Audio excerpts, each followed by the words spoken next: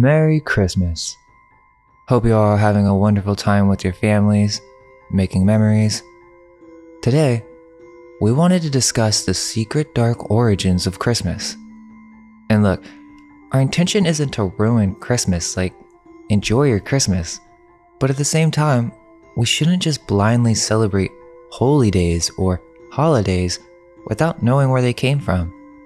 Like, did you know that it was once illegal in the US to celebrate Christmas? Well, this is obviously a touchy subject for many families, and although it could be a dark history, I don't think this means we have to throw away Christmas or become the Grinch, even though he's kind of the good guy in this situation. But still, that's how they get us. They mix true values of the family and being generous so that you're labeled a Scrooge if you don't want to celebrate Christmas. However, that doesn't mean there aren't some strange hidden histories within this holiday, and it's worth to check them out, possibly even asking the question, why do we celebrate this holiday? Most of us raised on this corporate advertised version of Christmas, shiny Coca-Cola Santa, but where did this come from, and how did this become a Christian holiday? Well, no matter what, we all grew up on Christmas, made many memories, and at least for me, they've all been positive. Forgetting the strange material desire fed to kids for wanting a big present at the end of each year because it was advertised to them on the TV.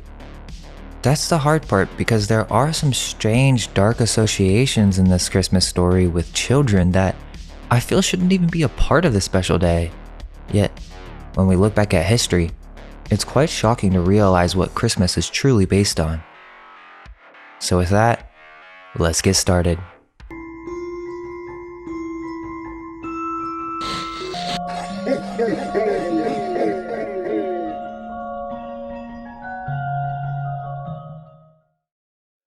You could say that the two biggest days of the year are your birthday and Christmas. This is what children dream about all year. Or at least, this is how we were programmed to think. This materialistic outlook where truly most kids only care about Christmas or their birthday because of the presents. How can you blame them? As most of us were programmed by the television to want a certain product, and we would put it on our Christmas wish list, waiting all year to get that special toy, video game, whatever it was. You couldn't fall asleep at night knowing that Santa was going to bring you what you most desired. So what is a gift? And why presents? Why do parents lie about this story?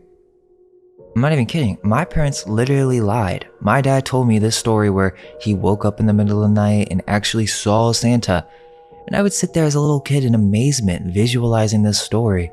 And I also caught them wrapping up presents one night, but they told me, go to bed. Yet I never suspected anything. I truly trusted them until I was like 10, maybe older, that Santa Claus truly existed.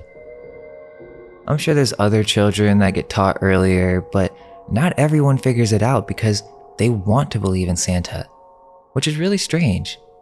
Because the excuse that we tell children for doing this is so that they have something to believe in or to not ruin a child's magical imagination. But that's complete BS, because anytime a child starts to go off from the mainstream, most modern parents just get them to do what every other child is doing. Hence, Christmas is something that is programmed into us, not something that we just make up for our children. Our parents and their parents were programmed with the same exact story. And it's just like the Cabbage Patch Kids. This video isn't directly connected to that series, more like a holiday special, but it does have its connections, as one of the earliest movies is Santa Claus from 1898. This first Santa Claus movie involves two orphans, it would seem, being put to sleep by a maid or midwife as they go to bed on the night of Christmas. Then strangely, an old man in a costume sneaks into the house through the chimney in the middle of the night and puts toys in the kids' stocking. He's also carrying a chimney sweep, which was used for spanking children.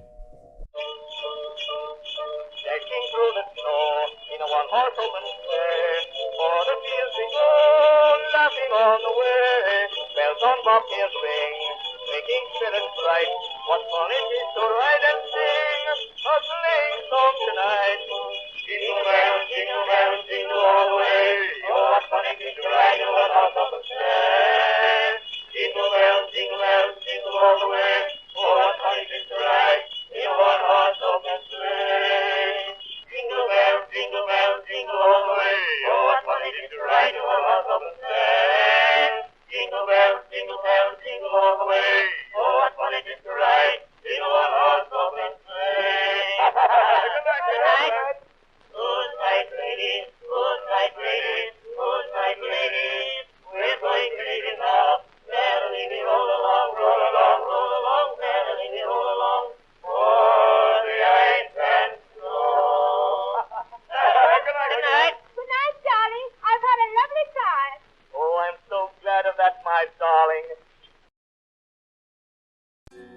Now, I just find this first film so creepy and no context at all. Like, it's almost as if they were showing this to the orphans or something, as if it was never for the movie theaters, just something to use as a mind programming device during resets. There's also The Night Before Christmas, 1905, with a similar theme. It's the start of this Christmas story preparing it for children. We see Santa in his factory, and also a group of orphans. It is very strange that you'll find this orphan symbol heavily associated with the story of Christmas. The kids would hang up their stockings and go to bed in order to prepare for St. Nicholas. Let's not forget the whole who's been naughty and nice. So Santa Claus has a list of every child in the world and knows whether they have been, quote, good or bad? How would any man have this knowledge? He's also from the North Pole, rides a sleigh or chariot that can fly, and uses magical reindeer to accomplish this. Then in one night, he lands on every home and climbs down the chimney? So wait, hold up. This guy is sneaking into everyone's home and we reward him for this and feed him milk and cookies? Is that a reference for something else? Well, depending if you're good or bad, you get a present, or coal. Why coal though? I mean, he climbs down the chimney, but is there a reason specifically that he gives naughty children coal? So who is this Santa guy, and why is he essentially worshipped at the end of the year? Santa Claus, also known as Father Christmas, St. Nicholas, St. Nick, Kris Kringle, or Santa, is a legendary worldwide known figure who supposedly has his origin in Western Christian culture, but we'll take a look at that shortly. We're going to work our way backwards to a certain degree. Let's just point out some of the things that are very strange about this whole Santa Claus story. Well, he is covered in red and white. That's very significant. There's also a specific outfit or costume for Santa. The outfit itself is a symbol that we'll have to come back to, but just take note for later. The famous red hat, this belt that seems to be doing nothing really since he has a large belly and this top would already be tight on him.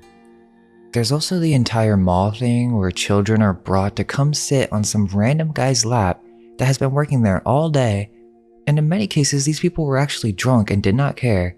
Yet our parents brought us to come make a wish in a stranger's lap, and most of us were probably pretty horrified to even tell him what we wanted for Christmas.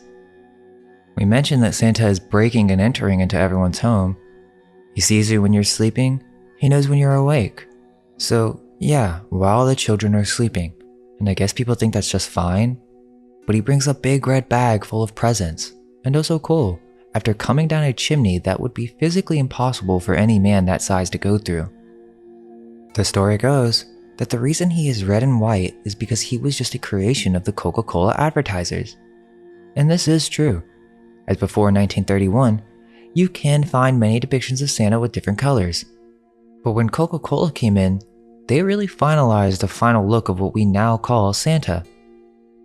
However, I do believe there is a reason other than Coca-Cola that we landed on these colors, and you can find this exact color scheme in older depictions. The Santa that Americans know is actually more of a Christ figure with literal translations meaning Christ child or little Jesus. There are also suspicions that Santa may have castrated his reindeer, as male reindeer shed their antlers in the winter, yet they are never pictured antlerless, so either they are female with male names, or there's something else going on. It's also possible that these are not their names, but actually positions or occupations of the reindeer. Christmas parties, Christmas trees, the star or angel on top, the stockings over the fireplace, all of these have origins, and many of them were quite dark. Yet, every year, millions, if not billions of people around the world blindly participate in this yearly ritual. Santa Claus has multiple variations around the world. It's important for us to compare them in order to fully have an understanding of what Santa Claus really is or represents. Some countries celebrate him as a gift giver, and others celebrate him as a historical religious figure. Which is interesting, because the Jewish people are the only ones who don't have a Santa Claus, and they don't celebrate Christmas. I find that very strange, for they are deeply connected with the story. Even the modern branding of Christmas, Christmas carols, famous movies, are made by Jewish peoples. Supposedly, even Santa is a Jew. Now keep in mind, this is no way an attack on modern Jews. Not at all. But we are investigating the origins of many of these practices, and that leads us to the history of religion itself. The Jews being connected to the ancient Canaanites, Babylonians, or the Phoenicians who were in control of the Mediterranean and Myra in Lycia during the time of St. Nicholas. Catholicism is believed to be the final version of Judaism, in which the worship of Christ is the final missing piece. St. Nicholas is said to have been more popular than Jesus, as we know Christmas is all about the values of Christ. But this is the tool in which they program much of their symbolism by disguising it with qualities of good or the gift giver. But who was St. Nicholas, and what is his connection to Santa Claus? St. Nicholas is where the supposed story of Santa Claus begins. St. Nicholas was an early Christian saint or Catholic bishop. These early bishops, and still to this day, wore the fish hat or the mitre, the Dagon fish worship, and early Mesopotamian cultures who worship Astarte, Diana of Ephesus, all of which have the same Venus crescent symbolism. Also, this hat comes from before Catholicism. We have many depictions of Christ being presented before the Jewish high priest Caiaphas. The Jewish hat is the ancient origin of the Phrygian hat, and there are several different rankings. Why is a Jewish high priest, the same priest who accused Jesus of blasphemy and organized a plot to kill Jesus, wearing a mitre hat before the development of Catholicism, with a lunar crescent? In the old paintings of St. Nicholas, you can clearly see the symbol for the Templars cross. This is very important to note for later. This hat of St. Nicholas is a pagan hat. His staff is also similar to Druidic staffs, the staff of Moses. It is also in the shape of a spiral. This same staff is also called a crozier. It is the coat of arms of Basil, or Baal, which is the origins of the Rosicrucians. They are also connected with this, but for now, we're told that St. Nicholas was just an early Christian saint who would preach the word of Jesus. Quote, "Sell what you own and give the money to the poor." He supposedly used his whole inheritance to assist the needy, sick, and suffering. So he was essentially an odd fellow from 2,000 years ago. Which, remember, we must also consider the altered timeline as well when it comes to this history. The story is that during this time, Christians were being prosecuted. It's always the same divide and conquer tactic, when the elites were the one in control of the new presented religion. He was born of a wealthy family and a Templar. He wasn't persecuted for his beliefs. But this is the story they tell us, because it would be strange if he was connected with these same elites who altered the Julian calendar, right? After his supposed prison sentence for practicing Christianity, he goes and attends the Council of Nicaea? Oh, and get this, he died on December 6th and was buried in an ancient temple dedicated to Artemis. Talk about synchronicities. So they built a Catholic Christian church on top of a pagan ancient temple. Remember, we're in Turkey, there are many others. There's another large temple called the Temple of Venus at Aphrodisias, which is not that far away. There's definitely more to cover with the pagan origins, but for now, let's go over some strange stories involving St. Nicholas. One of the most famous stories is that back in the day, parents couldn't afford to make payments, and so they would sell their children into prostitution because the daughters couldn't get married without a dowry. Basically, it's an insurance policy for the female, which makes no sense because back then women had no rights. So why would the lady even need this? It's really just an offering to another family for an incentive to marry, which is strange because a Catholic bishop is going around and decides to save these 3 daughters from prostitution by giving them a bag of gold? I always feel weird about random philanthropists in history, and in the modern day. Why would someone go out and do this when you know how many families were going through the same thing?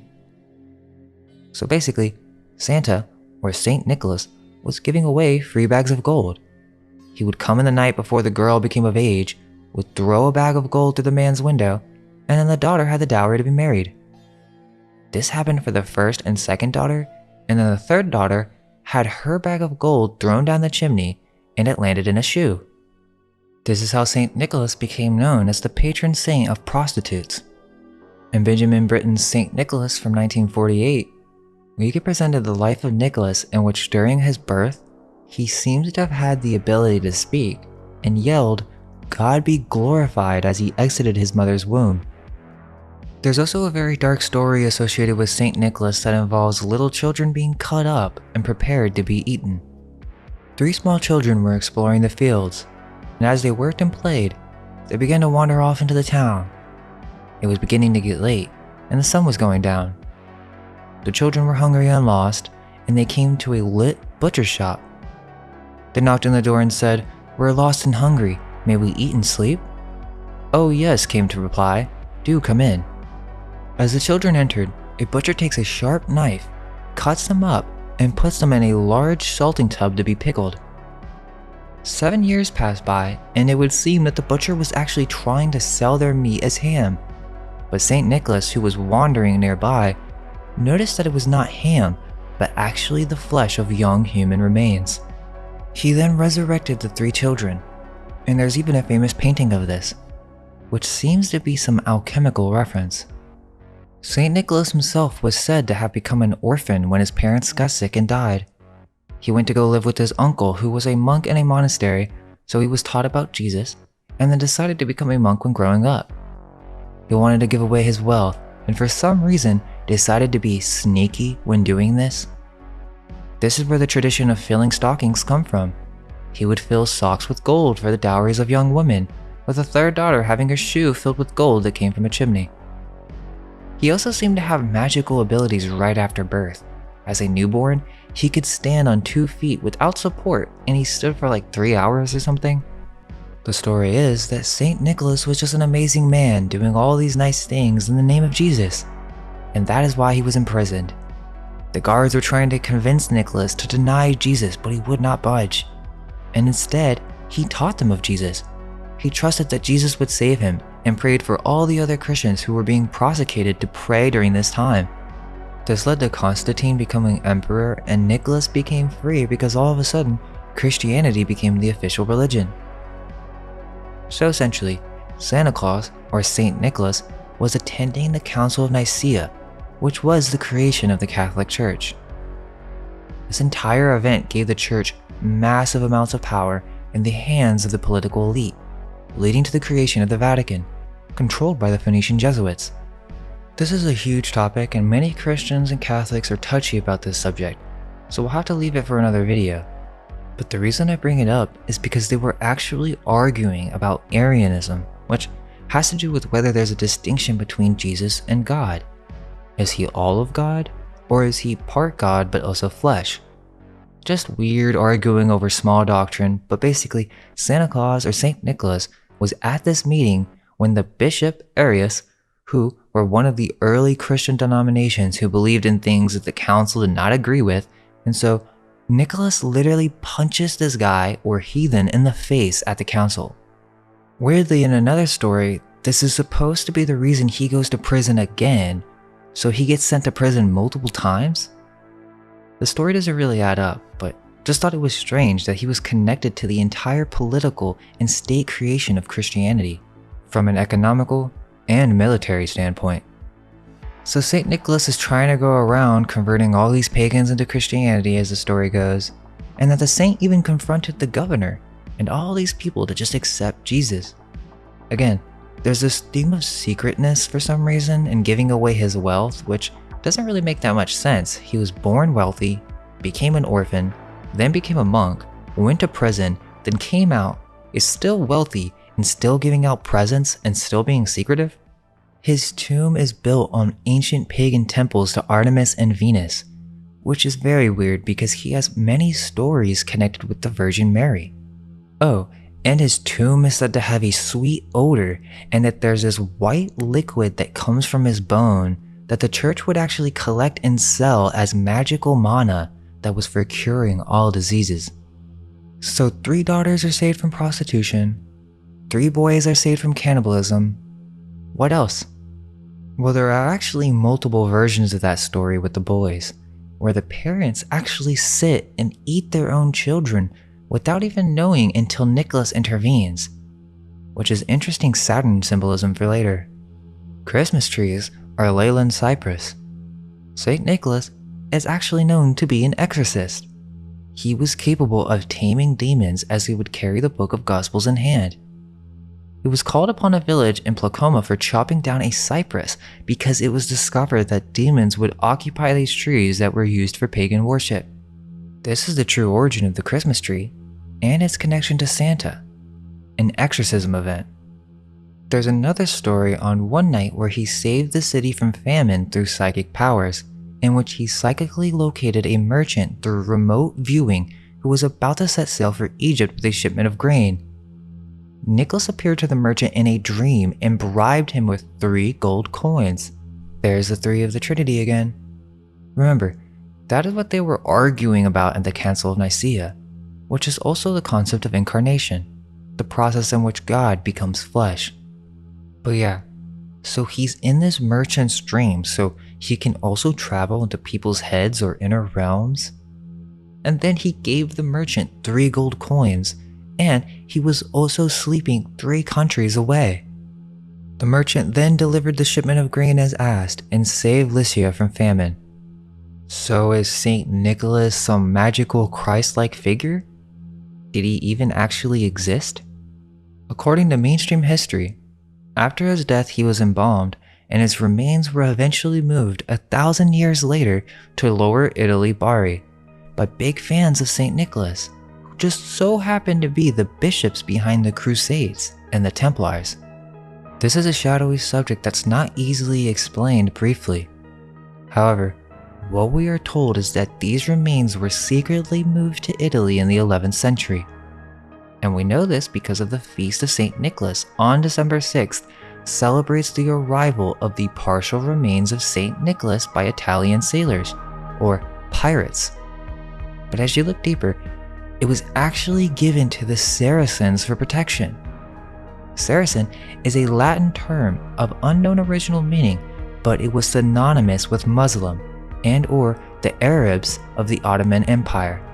The Semitic root sariq means thief or marauder, which is the typical Christian view of these people during these times, as they were the main enemy of the Catholic Church, as with Constantinople versus the Ottoman Empire. Yet, what we find is that the Saracens brought St. Nicholas as an artifact for the families in Italy where they had to decide whether moving it to Bari or Venice. They chose Bari and erected a church for the remains. But this gets stranger because, well, 1, there are thousands of these St. Nicholas churches around the world, hundreds in England alone. But the original one was actually created for the partial remains of a saint. And Pope Urban II was there for the tomb's consecration, who was one of the main French original Templar leaders of the Crusades. Templars, for some reason, are thought of as cool or something by some modern Christians. People literally get the Templar cross tattooed on them as if they're proud to be a part of this heritage of the Templars. See, I'm not too sure about all that, and it's also the origins of Freemasonry, as many lodges openly admit this. Some see them in a good light. They come into the story because when discussing Santa, we're discussing the origin of religion to a certain degree. It's not very well known, but the Templars worshipped secret gods. They reached great power and wealth in France. These Templars were secret orders of knights, and it wasn't just the Templars in France, such as with the Knights of Malta. These secret societies worshipped non-Christian deities and had certain secret rites that led to the creation of the Rosicrucians, then becoming the Lutheran movement and the creation of the Huguenots. The entire divide and conquer tactic comes from these elite fighting bishops, which, remember, they took the remains of St. Nicholas with the help of the Saracens to Italy. And on top of that, the Templars were accused of worshipping idols, specifically of dead remains and ancient artifacts. This isn't the only thing they were accused of. That on admission of a new member to the order, the new Templar recruit would take an oath of obedience to deny Christ and to spit and trample on the cross. They were also accused of receiving the kiss of the Templar. Don't believe it? Don't take my word for it. Even the main Templar, Jacques de Molay, The Grand Master of the Order in France admitted to these things being true and was burned at the stake for it. King Philippe IV brought these Templars to court in the 1300s. There had been rumors floating around of these secret practices, and so after being accused, they admitted to some of these horrible crimes. Which is strange, because some of them ended up being pardoned. But still, this connects because it's possible that Saint Nicholas is one of their hidden idols, who was also Baphomet. Well, the Templars worshipped hidden gods, and although Baphomet is usually seen as a demonic figure, there are many connections to be made here. Well, one, Baphomet is a goat-headed pagan sabbatic goat, which will come to play later in the video, but the term Baphomet is mentioned in the transcripts for the Inquisition of the Knights Templar in 1307. Baphomet is also a representation of Venus, Lucifer. Albert Pike in his Morals and Dogma, quote, "The Gnostics held that it composed the igneous body of the Holy Spirit. It was adorned in the secret rites of the Sabbat or the temple under the hieroglyphic figure of Baphomet, or the hermaphroditic goat of Mendes. There is a life principle of the world, a universal agent, wherein are two natures and a double current of love and wrath. This ambient fluid penetrates everything. It is a ray detached from the glory of the sun and fixed by the weight of the atmosphere and the central attraction. It is the body of the Holy Spirit, the universal agent, the serpent devouring his own tail. With his electromagnetic ether, this vital and luminous caloric, the ancients and the alchemists were very familiar." End quote. Another knight of the order, Hugo de Peraldo, said that in a chapter of Montpellier, he had both seen, held, and felt the idol or head, and that he and the other brothers adored it, but he, like the others, pleaded that he did not adore it in his heart. He described it as supported on 4 feet, 2 before and 2 behind. Guillaume de Arable, the king's almoner, said that in the chapter at which he was received, a head made of silver was placed on the altar and adored by those who formed the chapter, the Knights Templar. He was told that it was the head of one of the 11,000 virgins, and had always believed this to be the case, until after the arrest of the order, when hearing all that was said on the matter, B suspected that it was the idol, and he adds in his deposition that it seemed to him to have 2 faces, a terrible look, and a silver beard. Basically, the Templars worship strange idols, and one of the things that they would worship is dead remains. This connects with the symbol of the skull and crossbones, pirates, and secret boy clubs. The Templar churches of Lanleff in Brittany and Saint Mary in Paris depict squatting bearded men with bat wings, female breast, horns, and the shaggy hindquarters of a beast. These temples are known for legends of satanic practices. So we know that Baphomet is mentioned in the final Inquisition of the Templars in 1300s. Baphomet also means the baptism of wisdom. And also, there's the Islamic connection as well. Remember, after the Moors retreated Spain in 1492, they retreated to France and became the Huguenots. Well, what is Baphomet? That's a long story and deserves its own video, but the Oxford Dictionary says that the earliest mention is from an article in 1812, where a French scholar was discussing the goddess of Paphos represented on ancient monuments and the Baphomet, which referred to a goddess worshipped in the coastal city of Paphos on the island of Cyprus, which is the exact location of the Templars. The combination of both Artemis of Ephesus and Hermes combined to create a new symbol of Baphomet. This is a secret foreshadowing to our future video, as this is a created being, a spirit that would be moved into another body that then would be worshipped.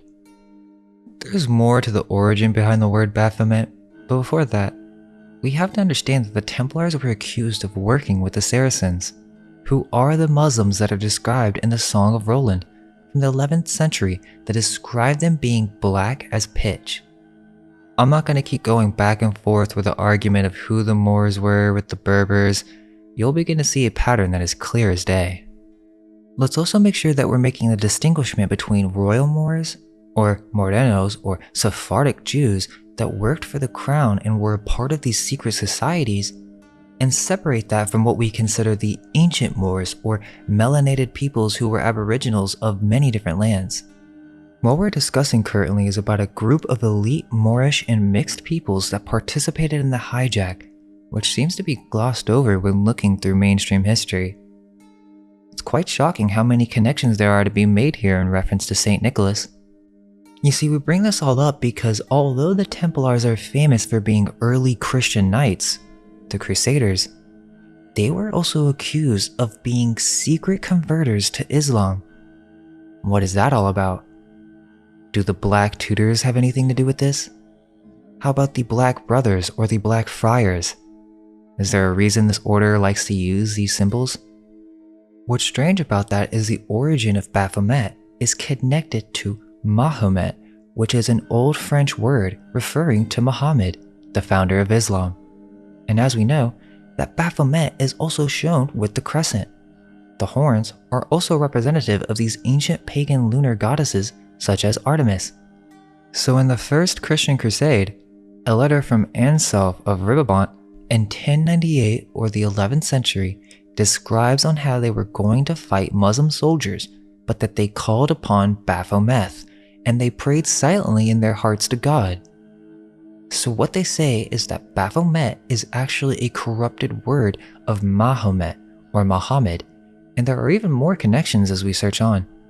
Mahomet is also a term used for idol worship and has other forms such as Mofeh, Mof, or Mofez, which would take place with a severed head during these hidden ceremonies.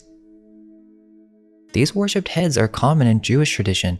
They are called teraphims and would consist of the head of young sacrificed boys.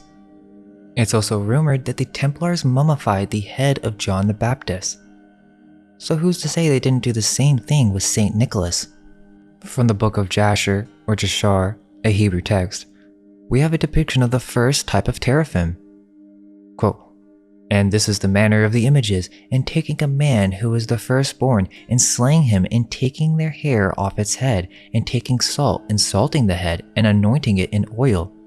Then taking a small tablet of copper, or a tablet of gold, and writing the name upon it, and placing the tablet under his tongue, and putting it in the house, and lighting up lights before it, and bowing down to it. And at the same time when they bow down to it, it speaketh to them in all matters that they ask of it, through the power of the name which is written in it." Jasher, chapter 31, verse 41 through 42.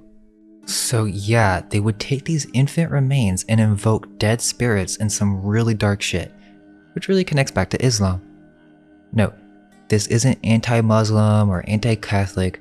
This is anti-dogmatic religion in all its corrupted forms, including their esoteric counterparts that consist of horrifying ceremonies involving these knights. We're really starting to get into some deep subject matter for one video, but the reason we go over the Templars is because this really goes back to ancient rites and the origin of religion. At the same exact time, right before Christianity became the religion of Rome, the main religion was Mithraism. Oh, would you look at that? We see the same red hat, the Phrygian hat. More to be discussed on that later. But this is the original Santa hat, and it goes even further back to ancient Sumerian and Mesopotamian female gods such as Cybele and Diana of Ephesus. Mithraeums, or the temples of the cult of Mithras, were taken over by the Templars all over Europe. They converted many old churches into strange secret society meeting centers, specifically meeting underground, and this is the origin to the Templars. These ancient Canaanite bull worshippers who would make sacrifices to both Aphrodite and Kronos, or Diana of Ephesus and Saturn, or the lunar goddess Lilith, the black moon, and the black sun, otherwise known as Saturn.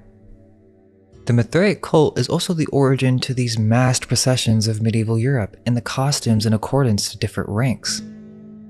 Sol Invictus, which was the sun god of Rome before the birth of Christ. This sun god was Mithras, who is described as the unconquerable sun. But what sun are we talking about? Mithraism is essentially an Iranian cult adapted into Hellenistic Roman context. The question is, if we consider the missing time hypothesis, why are there 1,000 years missing? Is it possible that this time was simply added by the newly appointed corrupted scribes after the creation of a new religion, the creation of the Vatican?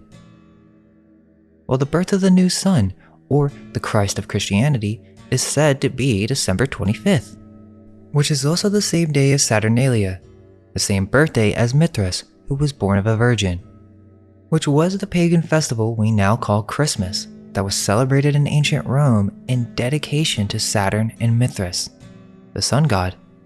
But in what context, and why is the sun god so heavily associated with Saturn?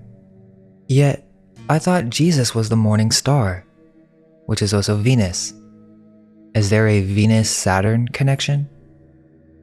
Apparently, different suns would rule for different periods, and there was a time where Saturn was our sun, during a supposed golden age with no theft and no property, until he was dethroned by Jupiter, and Jupiter was the sun for a short time, in which Janus was made ruler and instituted Saturnalia as a yearly tribute to the old sun god. So Mithras, born on December 25th of a virgin, and remember, this isn't zeitgeist, because we're simply looking into the origin of Santa and the secret worship. And it's interesting because Mithras actually rivaled Jesus in popularity during its time. These details involving Mithras are too similar to ignore blindly. Yet Mithras was androgynous, coming from more ancient goddesses such as Astarte, the mother of harlots. But it's more specifically some type of bull sacrificing cult that also had sexual innuendos and a hatred for the mother goddess. As we mentioned, the bull and goat symbols are a reference to these ancient pagan rites, which instead of pagan, should be called Canaanite in origin, as the earliest religions were not corrupted from the start.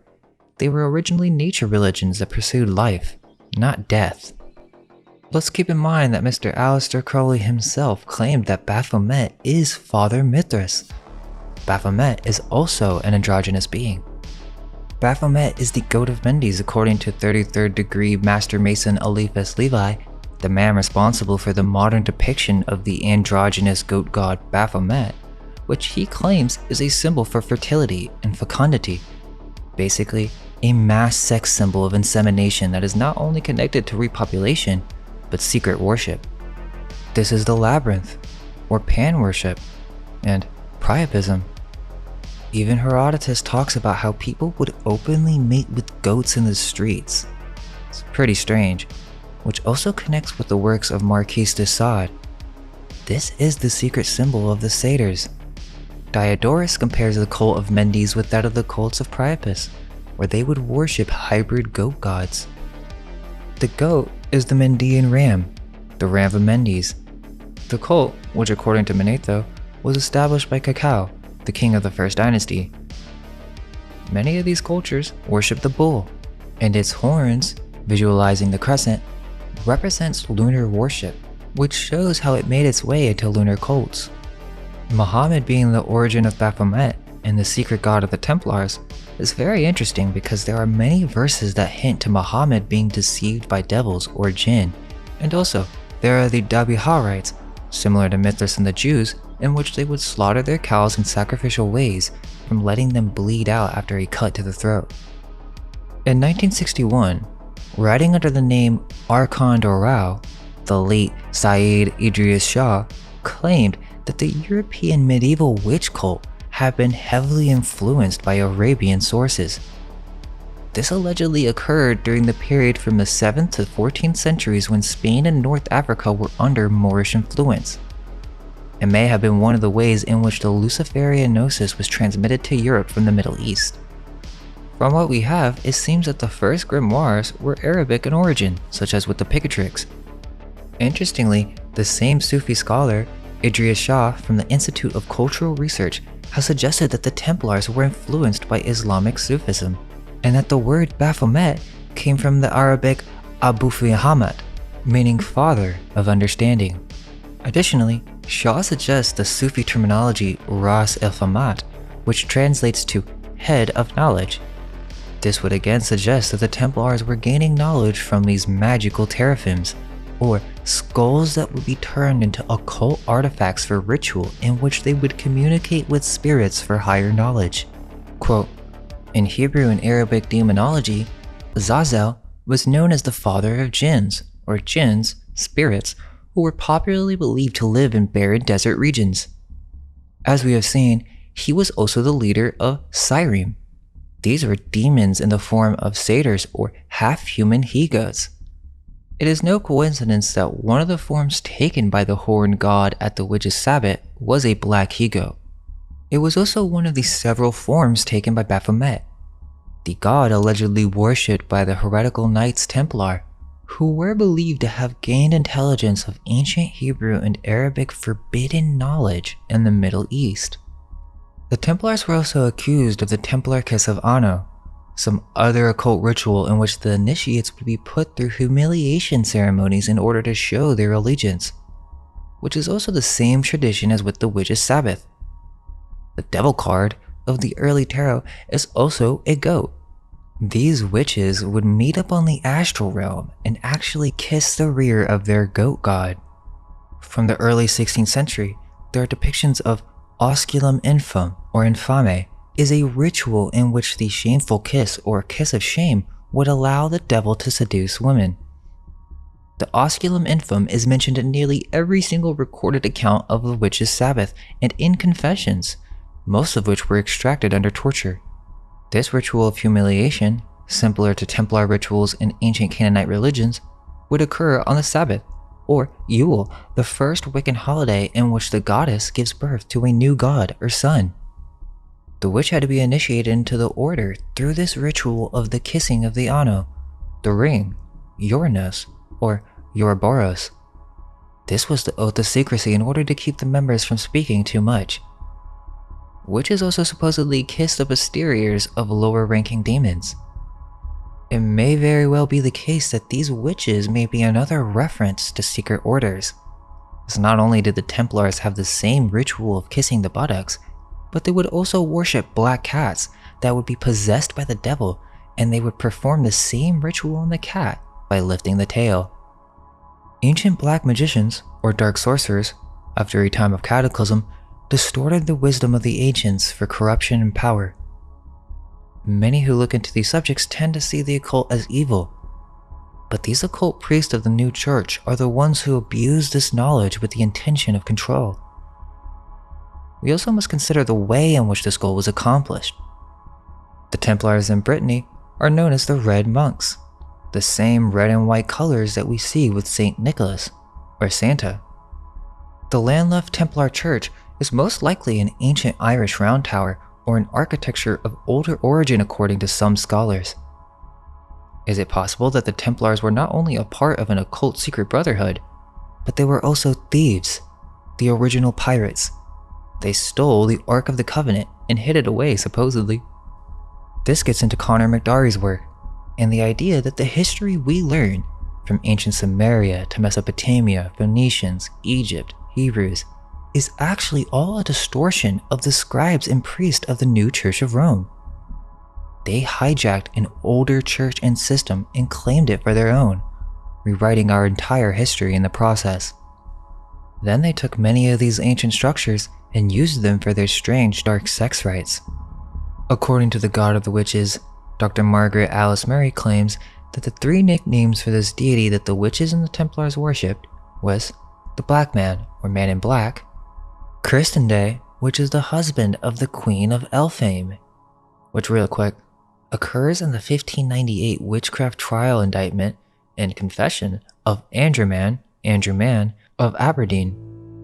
Andrew Man confessed that as a boy he saw the devil, his master, in the likeness and shape of a woman, whom calleth the Queen of Elfin, and as an adult, during the span of some 32 years, he had carnal relations with the Queen of Elfin, on whom he begat many bairns, or children.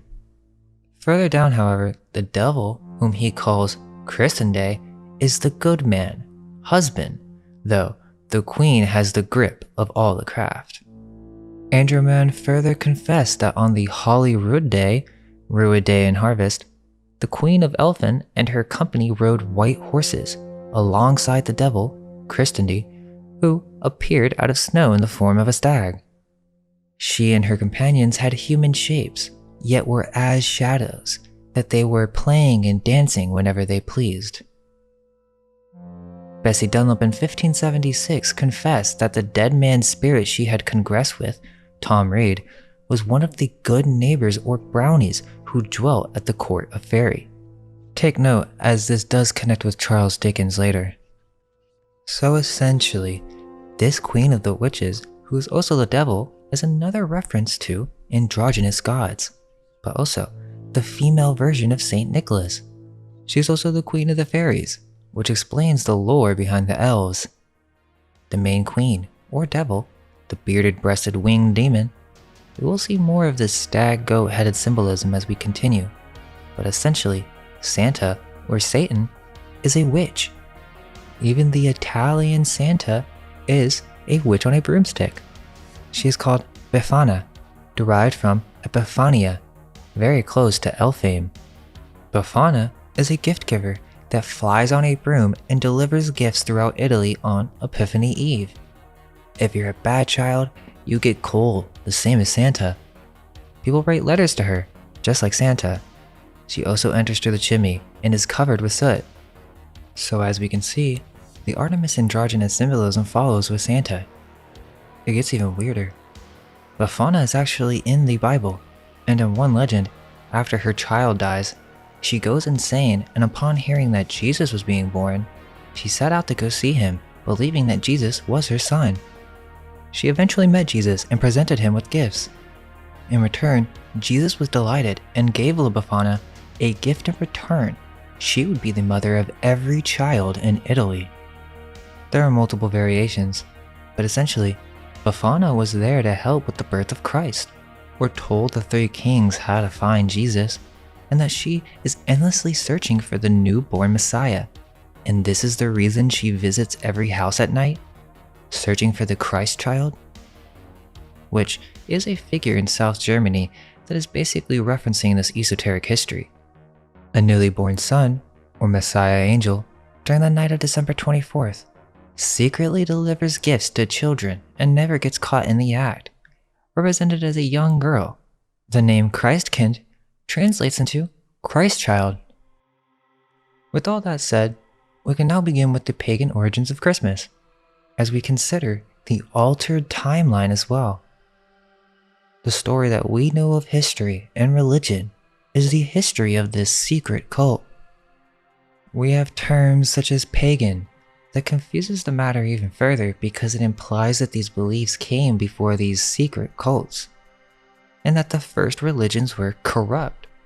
However, what if the story we are told when it comes to history and Saint Nicholas has been vastly distorted? Did Saint Nicholas even exist? Is it an idol to the Templars, who, after being prosecuted for heresy, went undercover to start the creation of the Caliphate of Spain, the creation of the Jesuits, Rosicrucians, all in secret and undercover, creating the divide and conquer events of history that have further muddied the waters? What if what we call pagan is of a much more recent time that resulted after cataclysmic events, which would explain why the earliest gods are fertility symbols?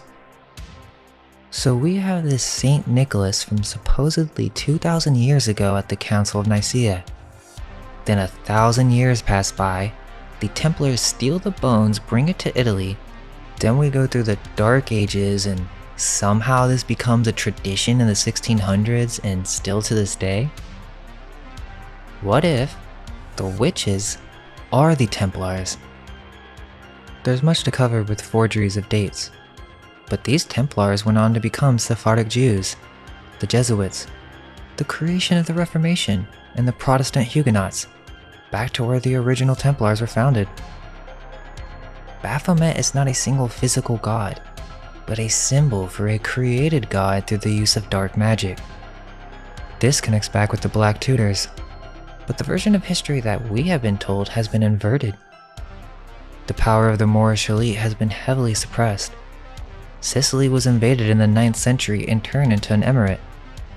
What we think should be a single religion of Catholicism during this time really was a conglomerate of Christian, Jewish, and Islamic beliefs mixed together. The Templars went off to become the Palatine Boers. Benjamin Franklin even referenced them as being swarthy or dark-skinned, but these were not German peasants. The Palatine families were the elites of Rome and Europe. After the fall of Rome, Palatinus, or Palatine, came to be used for the chamberlains or elite royal officials who assisted the Holy Roman Emperor and also was in charge of the treasury. Look through some of these chamberlains of history in their paintings. You can see clear Templar references. The Templars are the ones with the hidden treasure, the gold. They were the alchemist, and so the leading Templar would manage the funds. The Holy Roman Emperor Maximilian, who in older depictions is a Moor, would give privileges to their knights that would then give them power over certain dominions. We have seen many depictions of these knights in what is called Holy Roman Paladin armor, where you can also see the double-headed phoenix and Templar symbolism. And would you look at that, the red and white hat.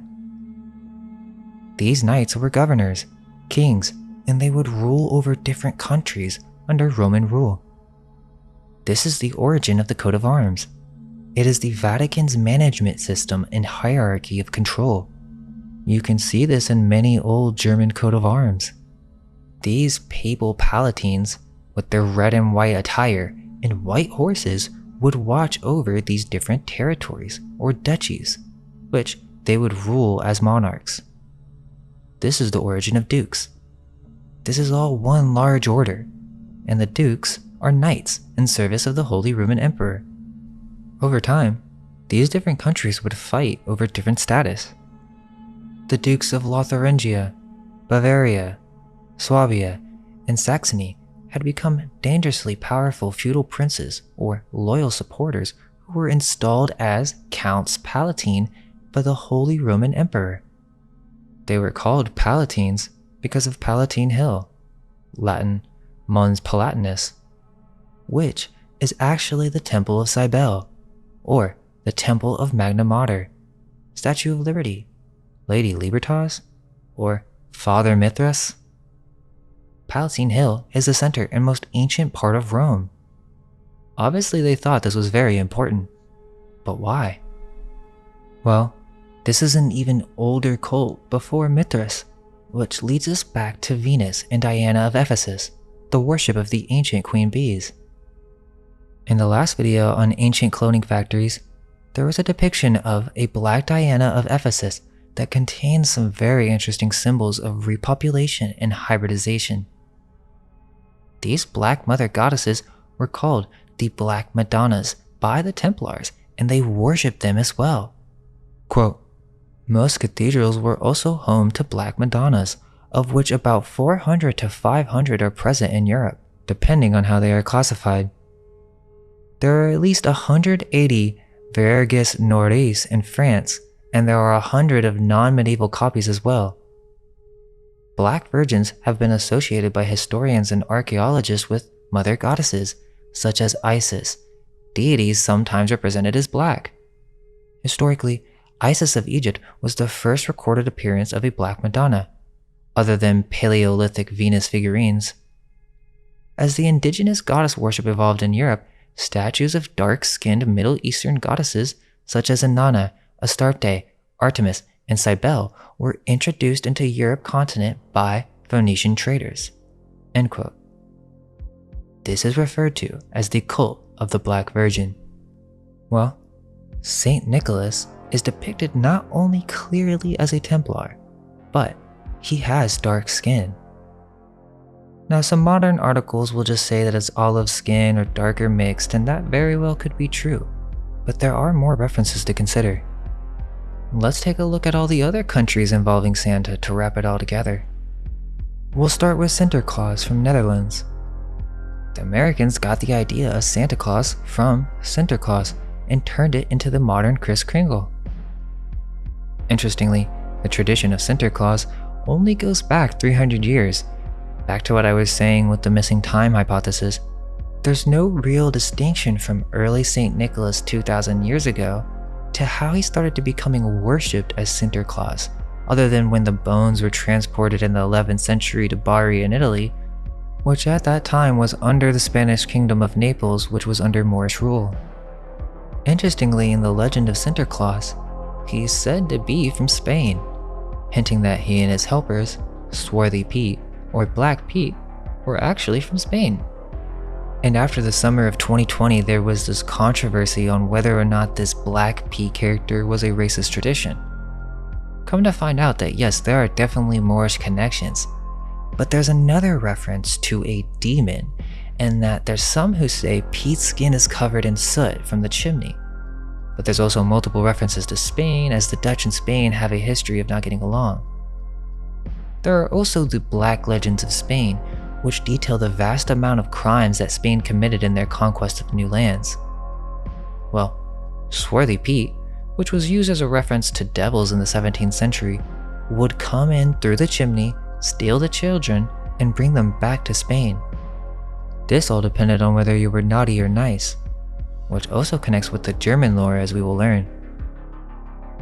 The festivities of Sinterklaas begin with him arriving with his Swarthy Pete helpers on a steamboat from Spain.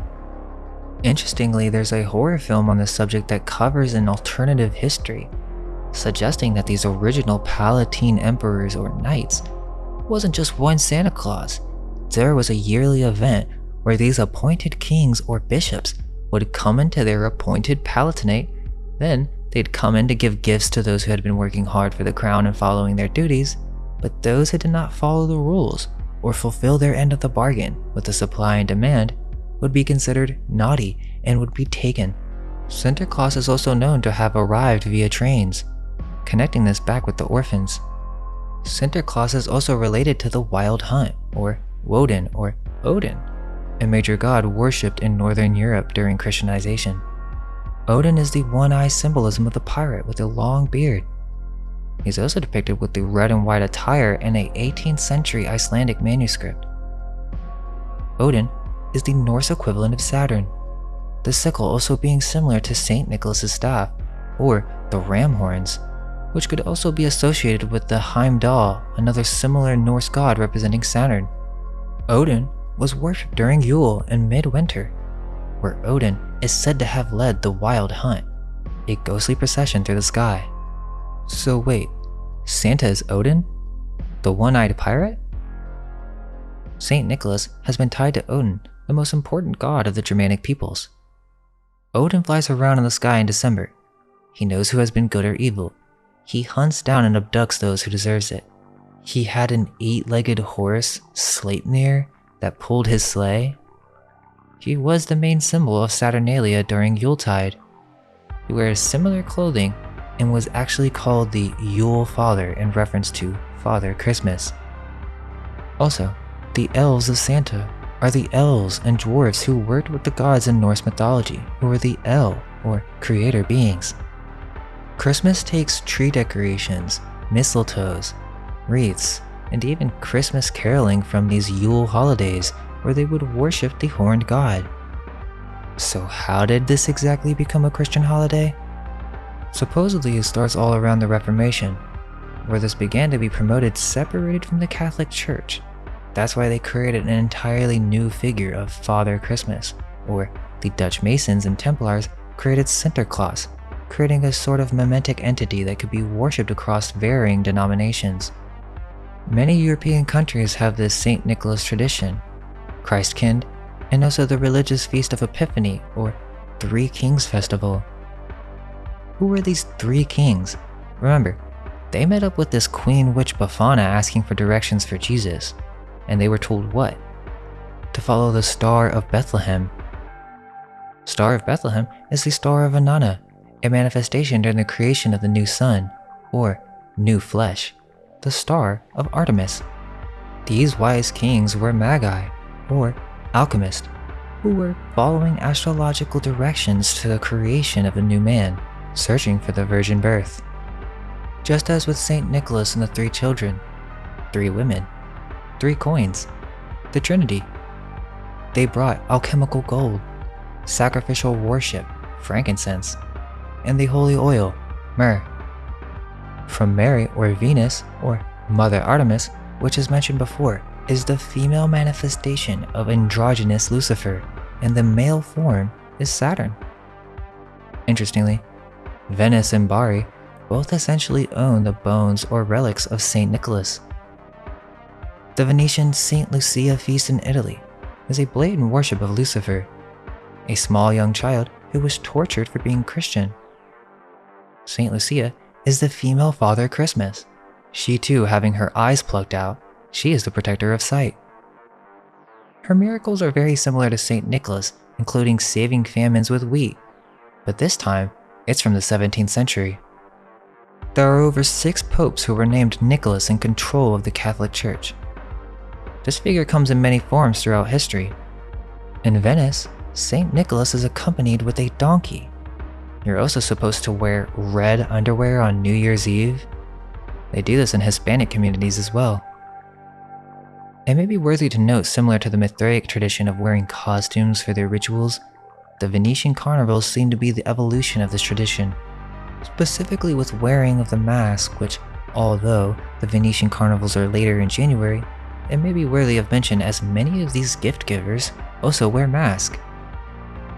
In Germany, Saint Nicholas is accompanied by Krampus, and so we have another reference to the black goat that was worshipped by the witches, or the man in black. But in old German lore, Santa's literally a twin, the good dressed in red, the evil twin dressed in black. Instead of swarthy Pete, Saint Nicholas has a demon as his assistant, as he was said to have been an exorcist and had power over demons, similar to Solomon. Krampus, being chained by Saint Nicholas, would then punish naughty children with a birching rod, which is also the chimney sweep or bundle of sticks that can be seen held by Father Christmas. This is the root or a bundle of birch branches. The idea is that this was a story created to scare children so that they would behave, but what if it goes far deeper than just that? Most of us have heard this story, and even the movie on this is really interesting. It's funny, but at the same time very dark, and ties in here. He is the ruler of their world and has control over reality and their dreams. There are early 1900 postcards of Krampus called Krampuskarten. Some of these depictions are very disturbing. Why is this associated with Christmas in any way? Krampus licking orphans? Tongues are scary and all, but it would seem there's something else going on. Again, orphans. Krampus would come and take children and line them up just like the trains. The children would be stuffed into bags, and it wasn't just Krampus, it was Saint Nicholas as well, against the children's wishes. It kinda reminds me of the Cabbage Patch Kids all over again. And I have German friends who tell me that these stories were quite traumatizing as children. The obvious pan symbolism and the connection with stealing or luring our children. Sexual innuendos between adults, while Krampus is the puppet master. Not to mention bestiality references. It's obvious that this Krampus figure is a demon in connection to what we were discussing with the goat-headed god of Mendes, or Baphomet. Why is Saint Nicholas even associated with this demon? Like, you'll see them together in these postcards where Saint Nicholas is looking like a pope, he comes in with the gifts, and then Krampus is stuffing children in the bags behind him. He's his helper. That sounds horrifying. Be good or Saint Nicholas will tell Krampus to steal you while he sticks his tongue out? Krampus has been theorized to go back to pre-Christian era, but there are supposedly no written sources before the end of the 16th century. This tradition seems to have a bad effect on people in the modern day, as in 2019 there was a police report on the increase of drunken or disorderly conduct performed by masked Krampuses. There are several variations, as even Krampus can be seen with a mask, but generally he is a hairy demon, usually brown or black, with the legs and horns of a goat. He would whip and torture children, literally to drown and eat children or to bring them to hell. Also, 𝘚𝘦𝘤, which is a Palatine tradition, is a man dressed up in fur and a creepy mask who would come and punish bad children. He would make them line up and recite scripture or history, and if they gave the wrong answer, they'd be whooped. So they merged Krampus and St. Nicholas into a single figure. Sometimes he was black on his face from the soot, and also depicted with horns. 𝘚𝘦𝘤 is connected to something called bugbears that have manifested in the modern day as Trollocs. These beings are far older than 𝘚𝘦𝘤, and we have woodcuts of these beings from the 16th century that seem to be depicting paladin knights. They're giants who are stealing children? Also, they're considered to be witches? There is a term in German from the 1500s, Kinderfresser, child guzzler, or Kinderschrecker, child scarer, and it appears in an illuminated book of hours, in popular broadsheets sold at Carnival and even as a fountain in Switzerland. Wherever it appears, it has 3 distinguishing characteristics. It steals children, puts them in a sack, and eats them. An older version of Krampus, Percht or Perchta, was a devilish figure, a 2-legged humanoid goat with a giraffe-like neck wearing animal furs. She's also known as a shape-shifting Christmas demon witch who would fill boys with straw. Quote, she would know whether the children and young servants of the household had behaved well and worked hard all year. If they had, they might find a small silver coin the next day, and a shoe or pail. If they had not, she would slit their bellies open, remove their stomachs and guts, and stuff the hole with straw and pebbles. She was particularly concerned to see that girls had spun the whole of their allotted portion of flax or wool during the year. She would also slit people's bellies open and stuff them with straw if they ate something on the night of her feast day, other than the traditional meal of fish and gruel." End quote. People would wear costumes and masks, as this originally was a female goddess or spirit, connecting back to Artemis, her name meaning the Bright One, and is related to the Feast of Epiphany or Three Kings Day or Befana. Originally, the word Perchten referred to a female mask representing the entourage of the ancient goddess Frau Perchta or Beta Baba. Some claim that this is a connection to the Nordic fertility goddess Freya, who is Diana or Artemis. These Perchten masks were worn on January 6th or Three Kings Day, the day of Epiphany, in which wood and sheepskin would be used to create a demonic mask, and the people would march. Supposedly, the Catholic Church was opposed to this, but they really didn't enforce the ban. There isn't really that much history on when this began, but they say the early 19th century. It most likely originated in the 16th century according to the book Night Battles, Witchcraft and Agrarian Cults in the 16th and 17th centuries. In that book, he compares the Perchtenlaufen and the Italian Benedante, which is a secret visionary tradition which existed in northeast Italy during the 1500s. Remember the Templar and witch connection? Well, the Benedante, or Good Walkers, were members of an agrarian secret society in which they claimed to be able to travel out of their bodies to fight against malevolent witches, the Malandanti, in order to ensure the good crops would continue. The Benedante were accused of being heretics or witches under Roman Inquisition. So they were a fertility cult that supposedly were said to have been born with a caul on their head, which gave them this ability of astral projection only during specific Thursdays of the year. They would travel in these visions to battle bad witches who were using sticks of sorghum to ruin their crops.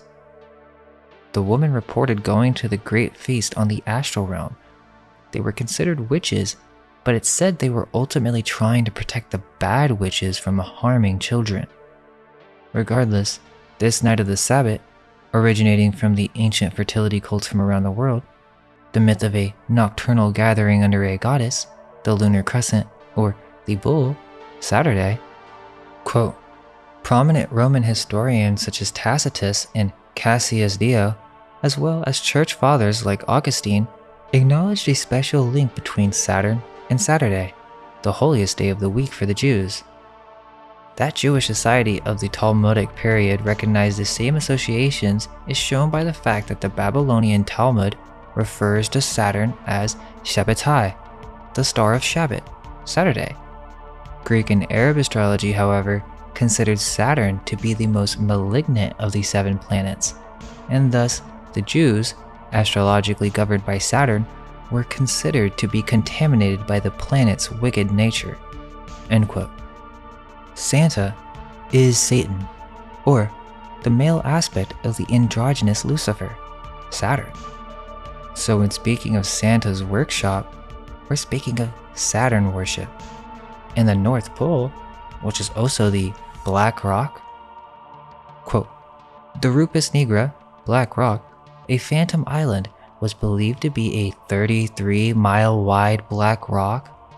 Literally, the Jesuit Mercator actually describes the rock's circumference as 33 French miles, located at the magnetic North Pole, or at the North Pole itself. It purportedly explained why all compasses point at this location. End quote. Or is it Mecca? The Finnish Santa Claus, Joulupoke or Joulupoki, literally translates into Yule goat. People will dress up as a goat to celebrate this, going door to door asking for Yule leftovers. And most people believe that this has something to do with Thor, which is the most popular explanation, but that's just a cover-up. Also in Finland, there are the Nuutipuki, as they are called, which are evil spirits who would go door to door demanding the gifts and leftovers from Yule feast. The Finnish Santa is a blend of the Nuutipuki and modern Santa Claus, or the Coca-Cola Santa. Sometime in the 19th century, he became a benevolent figure, and rather than demanding gifts, began passing them out to children. In the film Rare Exports, we're shown modern illustrations of these Krampus-like beings capturing and cooking children. This may be a modern horror film, but many of these are based on oral legends and folklore. For example, with the Brothers Grimm, Hansel and Gretel, which is so weird that they tell us to children, and it's also associated with Christmas in certain situations, as a brother and sister get lost in a forest and find a cannibalistic witch who lives in a house made of gingerbread, cake, and candy. Many stories, including Roald Dahl's The Witches, speak of this exact same story. Evil witches who secretly rule the world and hate children. In Spain, Santa Claus or Christmas isn't really celebrated, but there are some very strange connections to be made. In Catalonia, families eagerly await Dia de Nadal, or a Yule log, which is a hollow log wearing the red Phrygian hat that is brought to life with a face and 2 legs. Starting from the 8th of December, children cover the log with a blanket to keep it warm and start feeding it.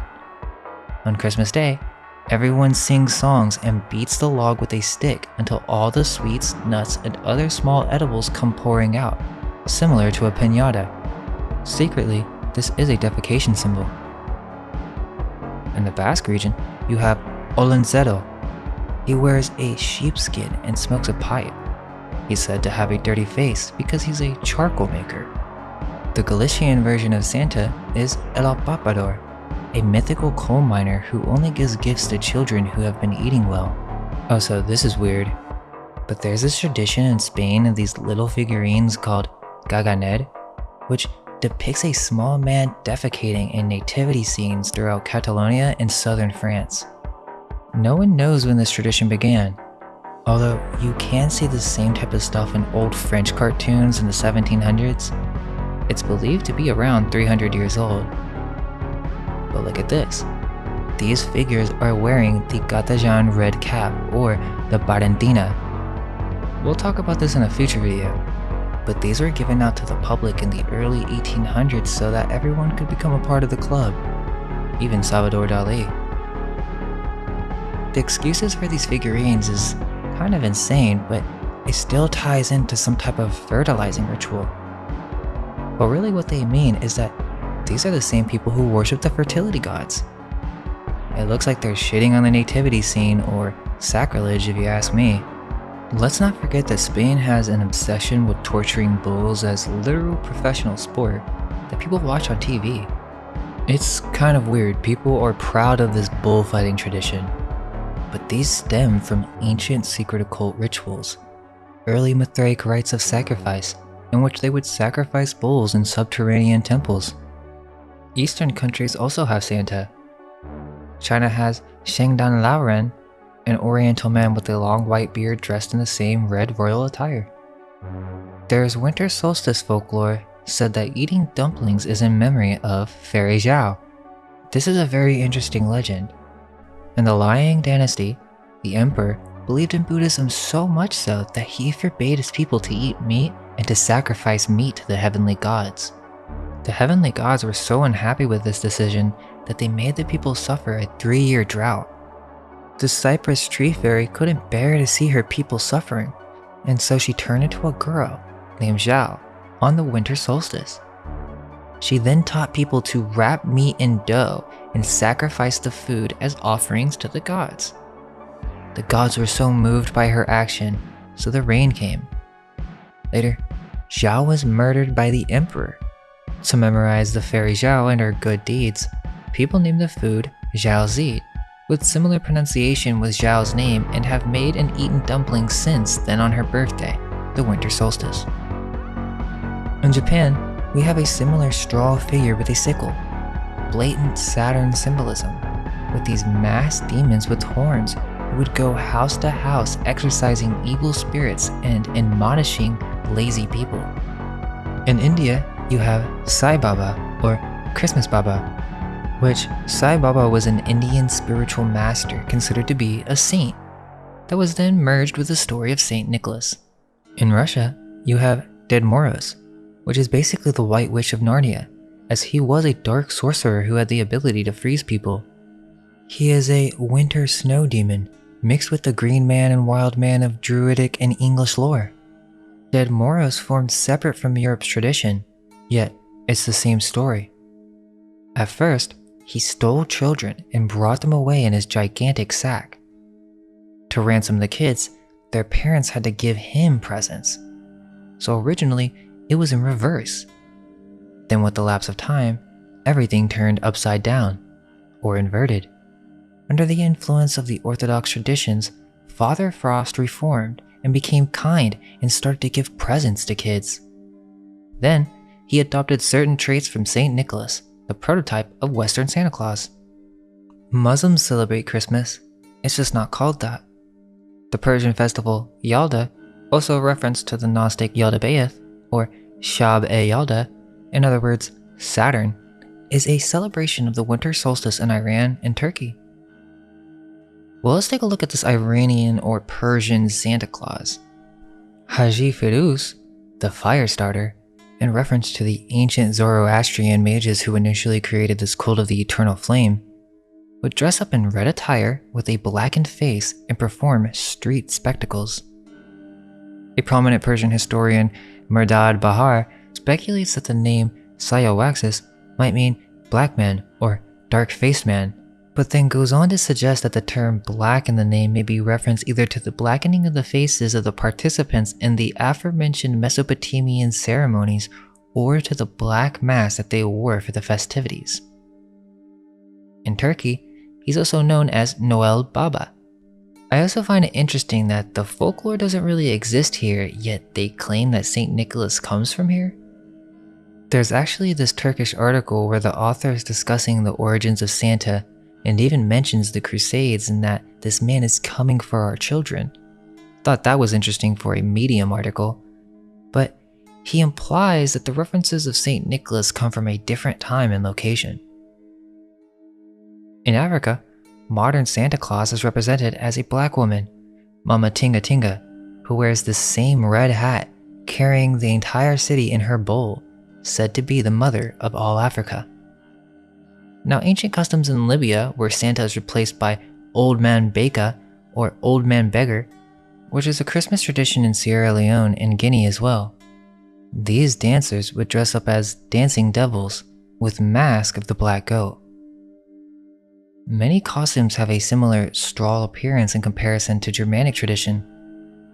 They seem to be clear pagan rituals, and you can also see the red hat and red crown symbolism, the worship of the bull. They seem to be referring to the same thing. Father Christmas is also celebrated in Nigeria.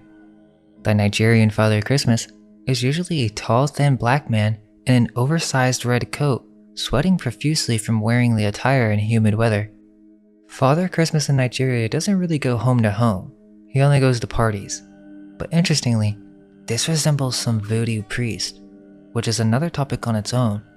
But we're speaking of ancient death cults, which is said to have developed in the 16th century with these voodoo priests, and they are equated with the Roman Catholic saints. Quote, its main structure derives from the African traditional religions of West and Central Africa, which were brought to Haiti by enslaved Africans between the 16th and 19th centuries. On the island, these African religions mix with the iconography of the European-derived traditions such as Roman Catholicism and Freemasonry, taking the form of voodoo around the mid-18th century. In combining varied influences, voodoo has often been described as syncretic or a symbiosis, a religion exhibiting diverse cultural influences. End quote. Mexico does have a Santa Claus. It is Papa Noel, or Father Christmas, Baby Jesus, and Santa Claus himself. Also, the duendes have red pointed hats and or red top hats connecting with the gnomes. There's also the tradition of the piñatas and the destruction of the star, with the reward of candy or defecation as some strange Freemason blindfolded ritual taught to children. It is interesting that Spain doesn't really focus too much on St. Nicholas or Santa Claus. But Papa Noel is from the French Santa Claus, and this is where it gets crazy. Well, first, this is from the early 1880s to 1900s, just like the Cabbage Patch Kids, and they were also promoting this in France during this time to orphans. Many of these French postcards of Père Noël are very creepy and have a similar vibe of promoting something behind the scenes with hidden intentions. Père Noël with orphans. It's the same strange, old colorized, surreal, real photo postcards.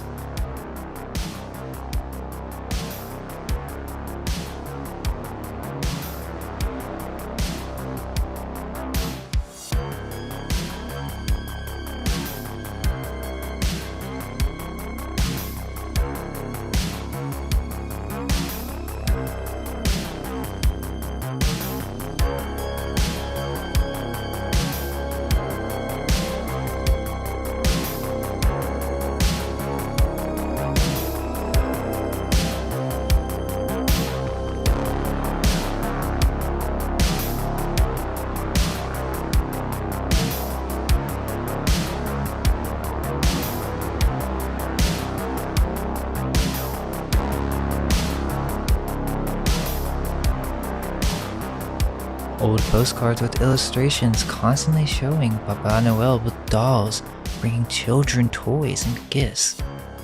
But as you keep looking at these, you start to see a trend. Many of these dolls have the red hats, or these children are given red hats. They are the jokers of folly, jesters, or perhaps this is Pinocchio.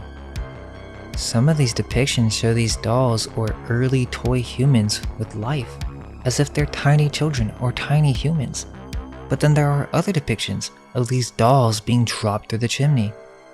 And if we consider the reset population postcards of the Cabbage Patch Kids from the same era, is it possible that one of these gifts could have been babies? Here, we see a depiction of Papa Noel importing children. They literally call him Daddy Christmas. He also travels in a blimp, which in many depictions, you'll see the same strange lifeless dolls that he brings that seems to be referencing something else. Even one of them is a wrapped baby. You can see him traveling with Christkind, which is also the angel that we put on top of the tree, representing Jesus in Christmas. But it gets even stranger because specifically with the French Santa Claus, or Père Noël, he's followed by another character similar to Krampus and Swarthy Pete, Le Père Fouettard, who is a sinister figure dressed in black who spanks children who have been misbehaved. The first story of Père Fouettard was first told in 1252. Remember the 3 children in the butcher story? Well, this is an alternative version of the story with a different date. Apparently, it wasn't a butcher, it was an innkeeper who captures these 3 wealthy boys on their way to a religious boarding school. He kills the children, cuts them into pieces, and then stews them in a barrel. Now, Saint Nicholas, or Père Noël, found out about this in this version of the story. After he resurrects the 3 children, the butcher who killed the children is Père Fouettard, who literally was forced by Saint Nicholas to become his assistant as punishment for his crimes. Another story states that during the Siege of Metz, a city in eastern France, in 1552, an effigy of King Charles V was burned and dragged through the city. Meanwhile, an association of tanners created a grotesque character, also a tanner, armed with a whip and bound in chains, who punished children. After Metz was liberated, the charred effigy of Charles V and the character created by the tanners somehow assimilated into what is known as Père Fouettard. Events surrounding the city's liberation and the burning of the effigy coincided with the passage of Saint Nicholas. Hence, Père Fouettard became his bad cop counterpart. He was also promoted in the US as Father Flog or Spanky. Flogging is torture, and Mother Flog would cut the tongues out of lying children. Père Fouettard is a man with a sinister face with a long beard, armed with a whip, large stick, or bundle of witches. He is also seen wearing a wicker backpack in which children can be placed in and carried away. Just when you thought it couldn't get any crazier, while searching for Père Fouettard, a wiki was saying that this shouldn't be confused with another phenomena called Monsieur Croque-Mitaine. And this is just insane. There are French depictions of young children being taken, similar to Krampus, and it seems that there are references to turning the children into young dolls, mannequins, or mind-controlled minions with their red hats. There are many alchemy symbols. Croque-Mitaine would lock the children in their house, which is a toad and snake infested prison, spank them with birch rods and martinets, and then force them to wear donkey caps for shame. What's strange is that this name, Croque-Mitaine, is in reference to these boogeymen who would come in and punish children.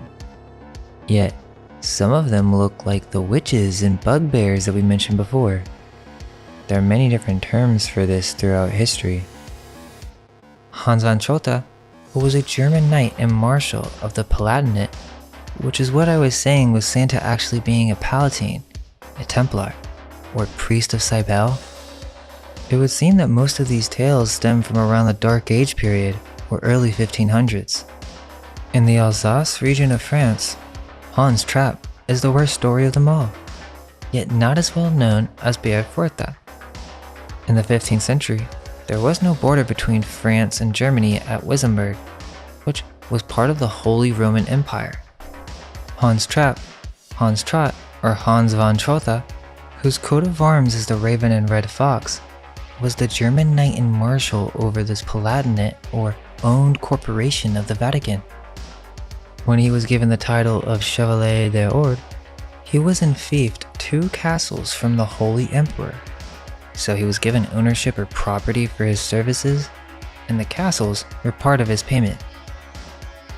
The abbot of Wissembourg, the former owner of the site, protested that things had not been done correctly. He denounced the existence of the irregularities in the acquisition of Berwartstein Castle. In fact, when the monks learned that the castle had been given to an ambitious foreigner, they appealed to the elector in Heidelberg. The latter decided in favor of Hans von Schotte. So basically, a foreigner comes in and is just given this property. The previous owner is upset because he's being sued over irregularities in the building. Possibly it's already damaged. But even with all that, Von Trotha wins the case and he's still mad at these monks and then gets revenge on them.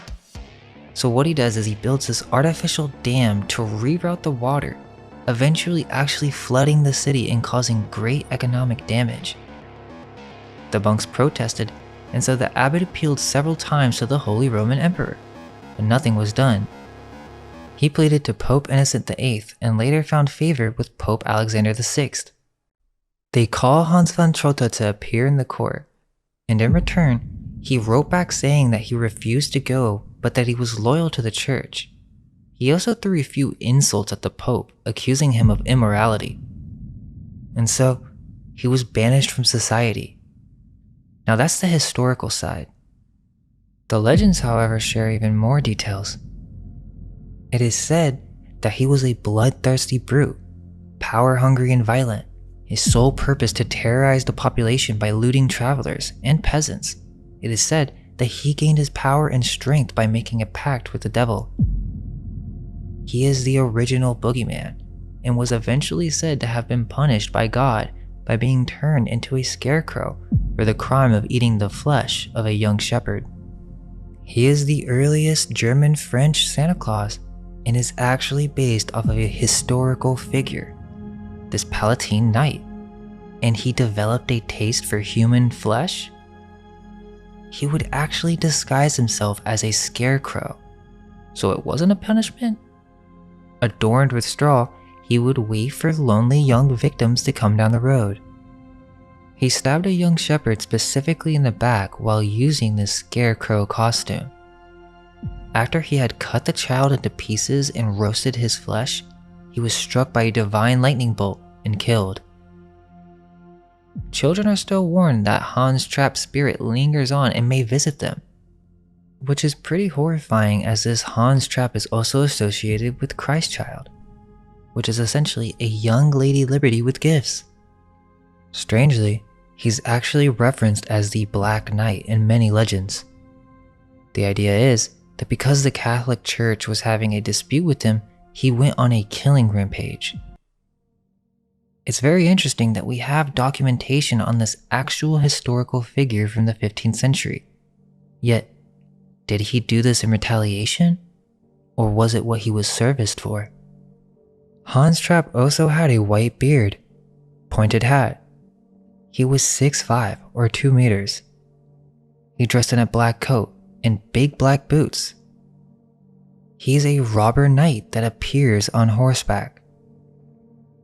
When he arrives, he asks the children if they've been good in order to scare them into good behavior. He approaches them with a cage full of trapped children screaming, "Free us! Help us!" So wait, this is Santa? Or at least, this is the figure with the most historical background. He's literally one of the oldest references for the orphans and orphan trains. It's the same thing. They just have to give us different stories to hint to these same horrifying events. Okay, so let's go back to the main French Papa Noel or Père Noël from the 1800s. Well, remember, so there are two.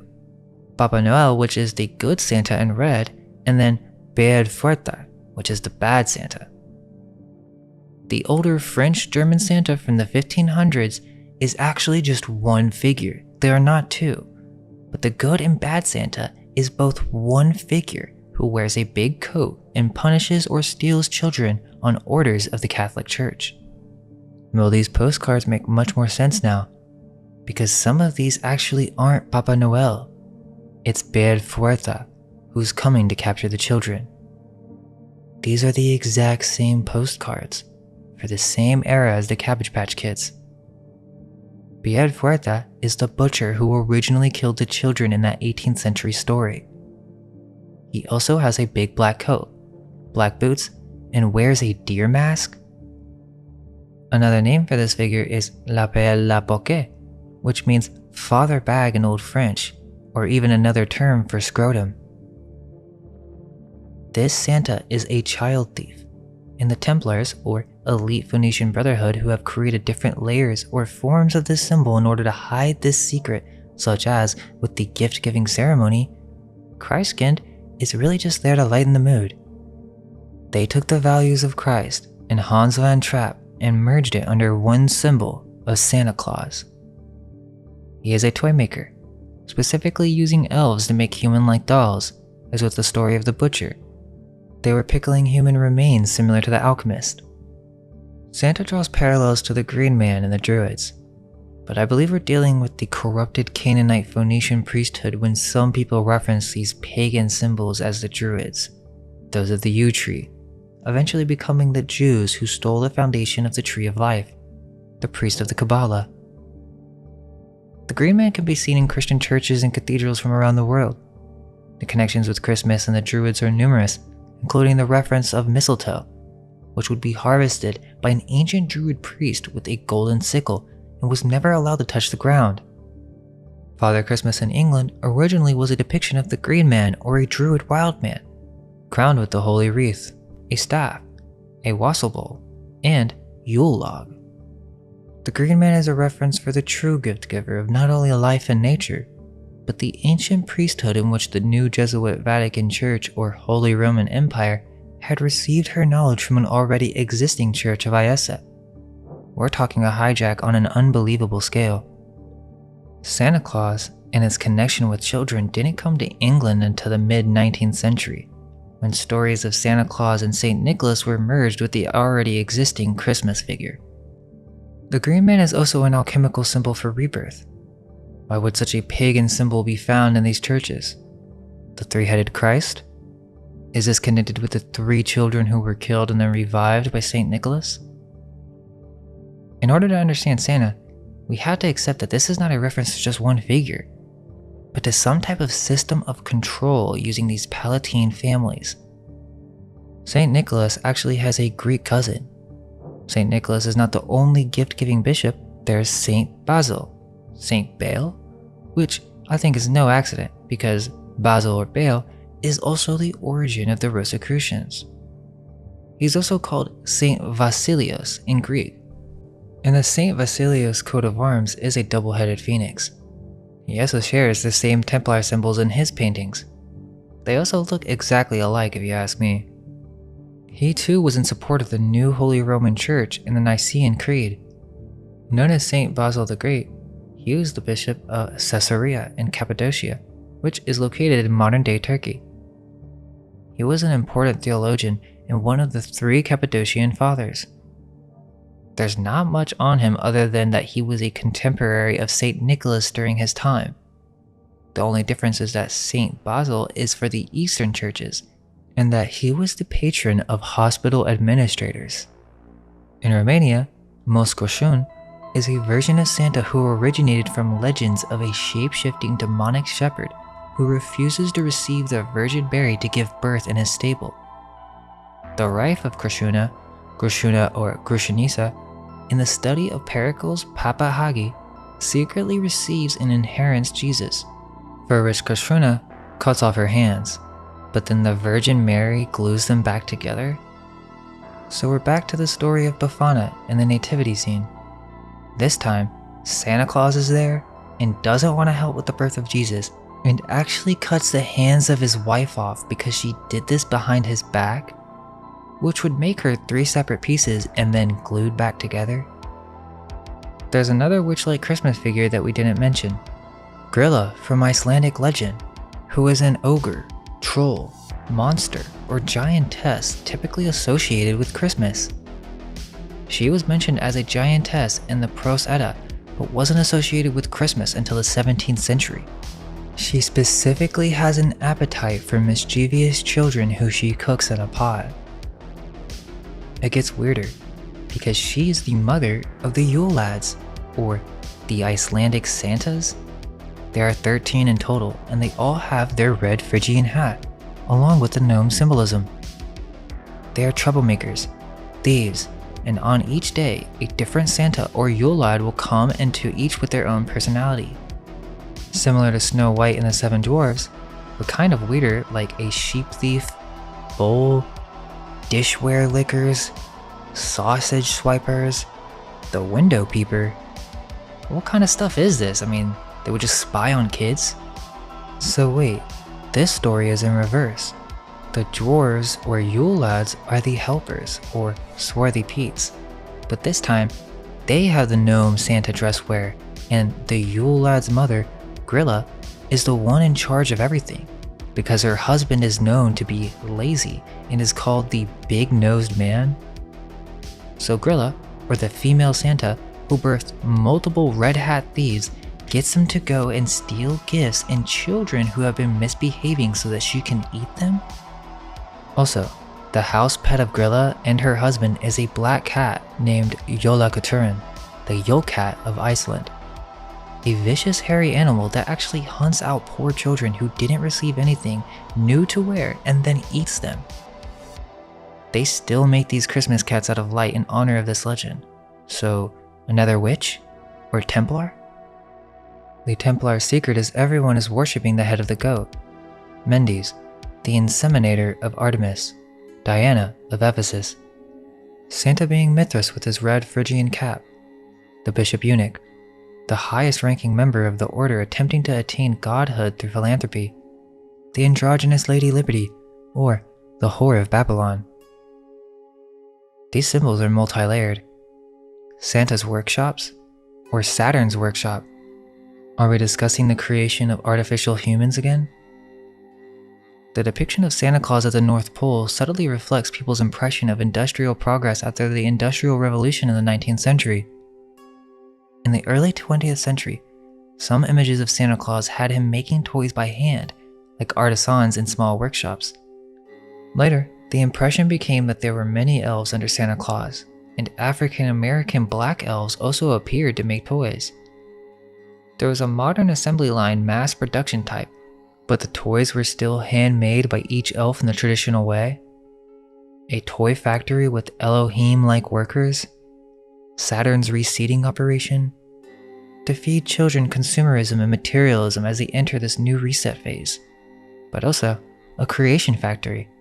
Dwarves are the metalworkers, the artisans, the fashioners, Vulcan. Interestingly, Templars, Catholics, Jesuits, all had orphan homes and troubled children centers. This was another threat, that parents would leave their children, or even if they misbehaved, they would be shipped off to these troubled homes, which were just insane asylums for children. Saint Nicholas is a Templar, red and white with the Templar cross being the obvious symbolism. Templars owned many ancient churches and mithraeums in Europe, many of which are questionably from a different era in which they stole, the one-eyed pirates seeking lost treasure. Well, now it gets even deeper. One of the most entrancing songs we know of Christmas, the 12 Days of Christmas, we've all heard it. Well, let's take a look at that again. And would you look at that? It's French in origin. Is this connected to the repopulation postcards? The first printed version of the song comes from an English children's book called Mirth Without Mischief, published in 1780. If you think this is a children's book, I'm not sure what to say. But we're going to take a look at it and some other stories that are mentioned. But this is a clear Freemason manual programming for children, as you'll soon see. Well, first, it seems that the author was anonymous, which is no accident. But this is a manual for teaching orphans mind control games. In terms of the creator, all we really have is the front piece, which is a very strange occult-looking illustration. But there seems to be no explanation on why the title is Mirth Without Mischief. I believe it's a reference to Mithras and them promoting this without shame. We will also see some strange formations of letters using children. The origin of the YMCA? The first story is the Carol of the 12 Days of Christmas. The first day is the partridge, which is also an aphrodisiac. The pear being a male fertility symbol, which represents Jesus or the new sun. It's also represented as the alchemical peacock instead of a partridge in older versions. There's a Scottish version that gives an Arabian baboon. Then the second day, the doves, the lovers, Venus, the androgynous human, the formation of the Trinity. These engravings are very telling. Under this, we see a man with a pipe or trumpet, a group of orphans, and a small child playing with an excited dog. Then what's on the third day? 3 French hens getting ready for the hatcheries? 4 calling birds, or actually collie birds, which means blackbirds or ravens, the first order of the Mithraic cult. 5 golden rings, alchemical transmutation. From this point on, we start having an action sequence. The 6 geese who are laying, creation. The 7 swans who are swimming or delivering the babies. The 8 maids a milking, the caretakers, the midwives. 9 ladies dancing, the 9 fruits or multiple operations of queen bee farms. The 10 lords a leaping, the Palatine rulers of the Holy Roman Church, the Santa Claus or Saint Nick's, the Yule lads who leap from house to house. The 11 pipers piping. This is when it gets dark. Then the 12 drummers drumming. Initiate the next phase and reset. Now before we discuss Pied Piper, there is more in this book. Some of these may need a further deep dive, but this children's book has multiple stories. It's not just the famous Christmas Carol, but there's also this very weird game called the Gaping Wide-Mouth Waddling Frog, which was supposed to be an entertaining game or something. All it is a list of questions and commands that the children would repeat. There are multiple Christmas themes in this book. Chained to a log, Phrygian hats, but it seems to be some weird game or reference to a frog that has been distorted by blowing air into it and leaving with a gaping mouth. So they were teaching animal abuse to kids. You would repeat the question and answer as the lyrics continue. The next person would have to repeat the next line and all that was said before, and if you failed, you had to kiss the other person or cry. It's not really detailed, but it's a weird memory and forfeit game. So if you messed up, you actually had to give things away, which doesn't really make sense how the children are giving up sweetmeats. They have another game in this book called Love and Hatred, where you have to name a bunch of facts about a city or something you love, but specifically a person you loved and a person you hated, and you would pick a letter and then start from there and play these mental repetition games. Again, these are mind orphan games given to children. There was no real entertainment for them in these orphanages, so they would just do stuff like this, but he's giving examples in the book, and in these illustrations you start to realize that the author is hinting towards secret meanings behind these supposed figures he's using as examples. We see a man fishing, bull baiting, and throwing animals around. Seems to me like this is the way that the orphans can say their different masters who they hated or loved, and then they had to recall certain facts of the city depending on what they've been told. Miss Davis, who I love with a D, is diligent, but hate because is a dunce. I'll take him to Dover to the sign of the dragon and treat him with a duck. Again, Phrygian hat riding a horse. Even a blindfolded ritual. These are all occult, even Lady Liberty as the hanged man. Then, some of the examples include masters or bishops. Surprisingly, they have a Phoenician Astarte in these engravings, and even the depiction right under it is a man defecating while smoking a pipe in front of what seems to be pods.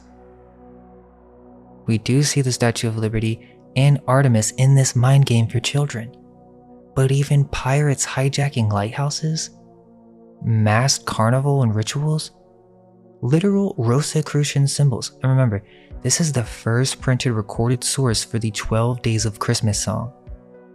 It's a part of a strange old manual of multiple mind memory games, which were not games, but some type of secret programming by elite fraternities in control of these orphan homes. Right under this Rosicrucian symbol, which seems to be a vulture instead of a pelican, the symbol of Christ and rebirth. The pelican is the swan, the geese, the phoenix, the alchemical peacock, resurrection. Now under this blatant Rosicrucian symbol, in a child's book, we see 2 depictions. One is of a knighted man arriving in a city. Then right under this, we see Santa, the Statue of Liberty, the Shriner, the pirate. After finishing off with the Joker carrying a torch, there's a new section in the book that teaches the art of talking with fingers. Now, of course, skeptics will say, well, this is just teaching kids sign language. Well, is it? Why is this included in the same book as these other weird stories and Christmas carols? Why is the title page Lady Liberty in a Phrygian hat shushing as to keep this a secret? I mean, how blatant can you be? You really think children are going to be reading this book? It's talking about ancient origins of this art and how it originated in Egypt. It says, quote, "The Egyptians had an idol such as the picture above, the fingers to the mouth to command silence to their worshippers."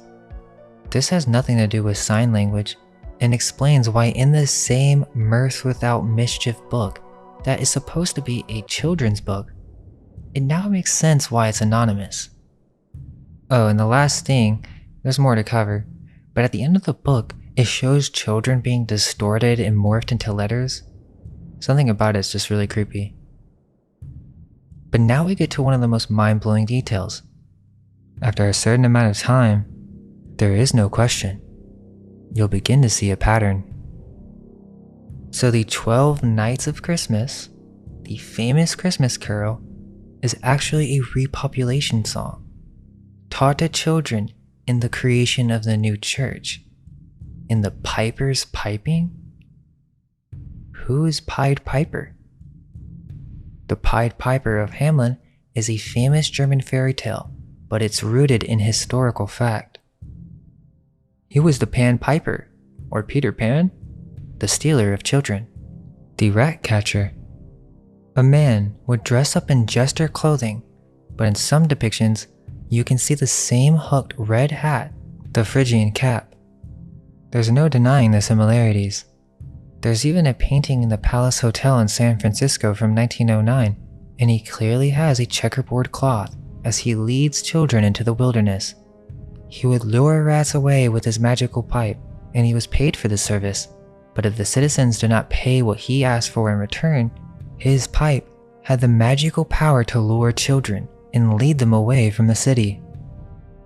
Some explanations include this being a method to save the town from epidemics. However, other scholars argue that this was a mass immigration, or really, the first instance of these orphans being moved around and transported. Quote, "It has been also suggested that one reason the immigration of the children was never documented was that the children were sold to a recruiter from the Baltic region of Eastern Europe, a practice that was not uncommon at that time."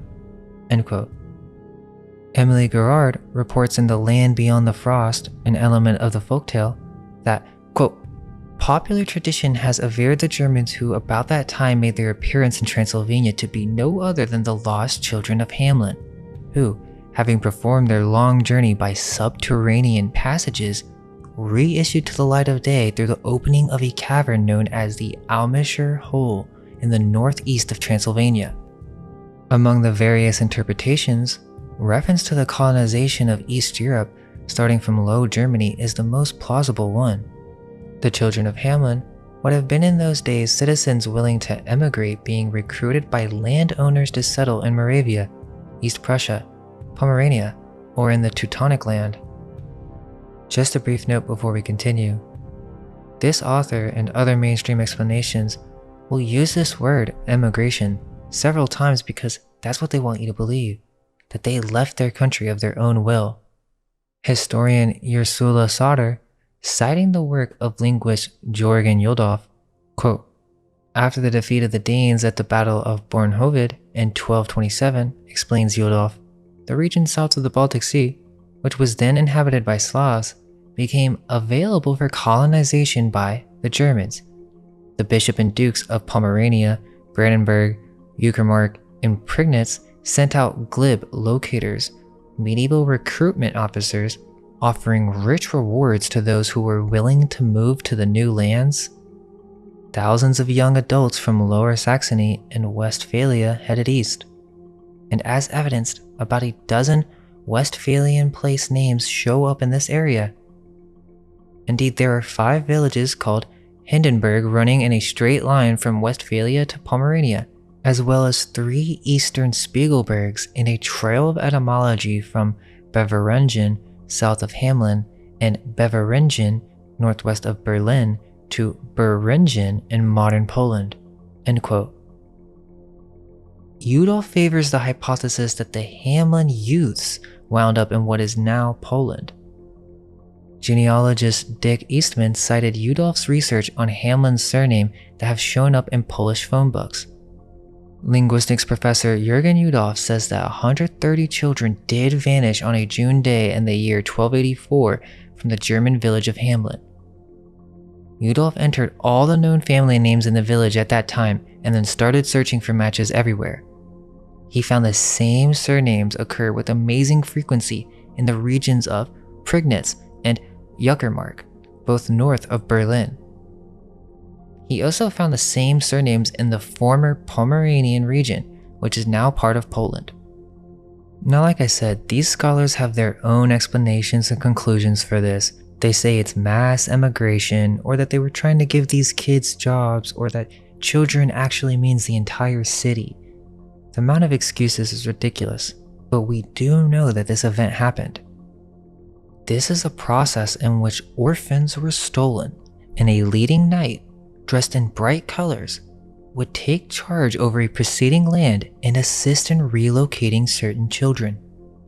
The story of Christmas is the story of Pied Piper, the flute-playing hybrid goat god Pan, or Mendes the Ram, Baphomet, the Templars' reset, polarity with divide and conquer, the blur between good and evil, the stolen children on the night of Yule.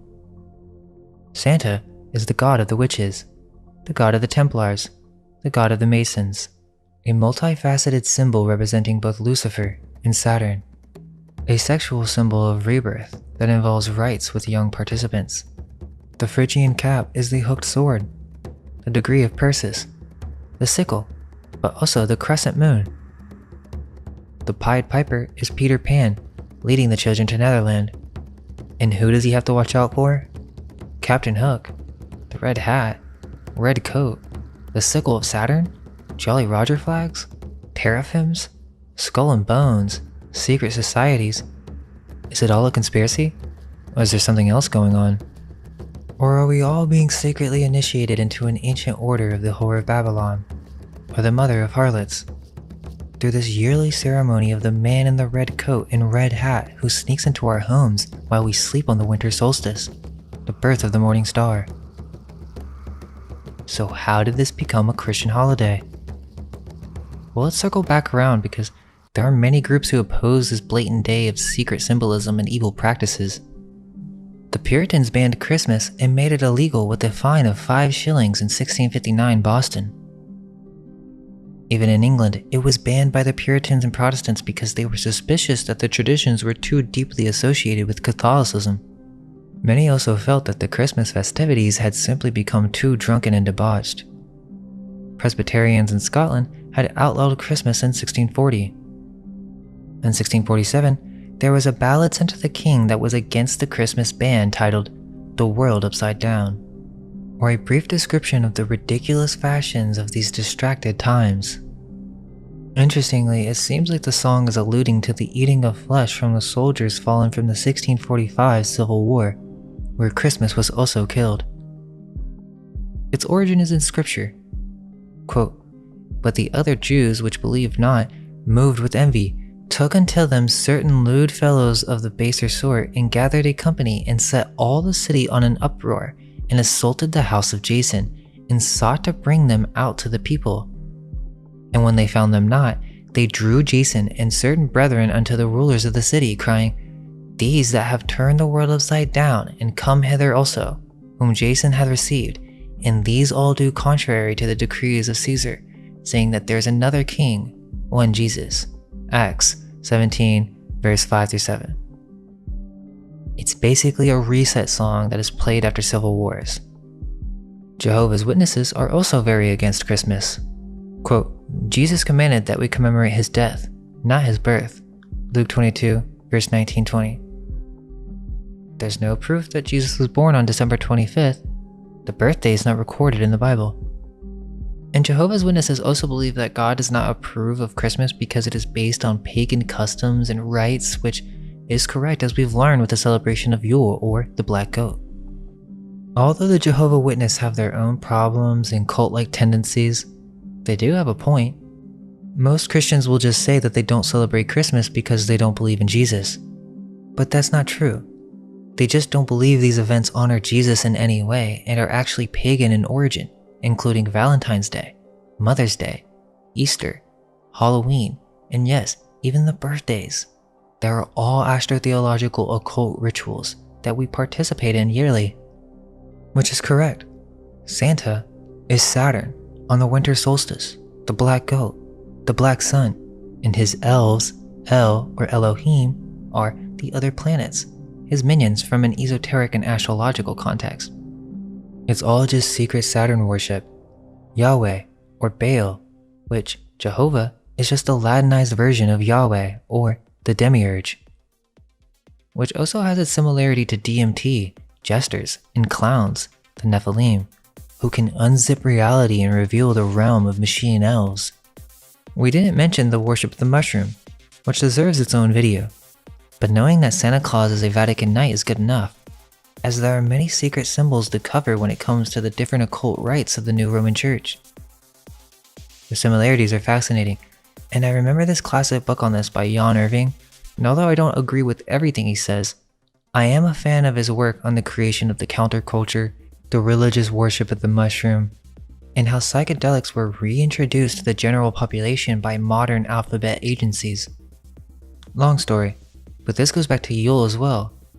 Ancient druids or ancient shamans, and also these corrupted Phoenician priests of the Canaanites of the New Roman Church, would participate in these rituals using entheogens and suggestogens, used not only for achieving higher states of consciousness, but to also use as sedatives and for mental programming during these strange rites of the winter solstice.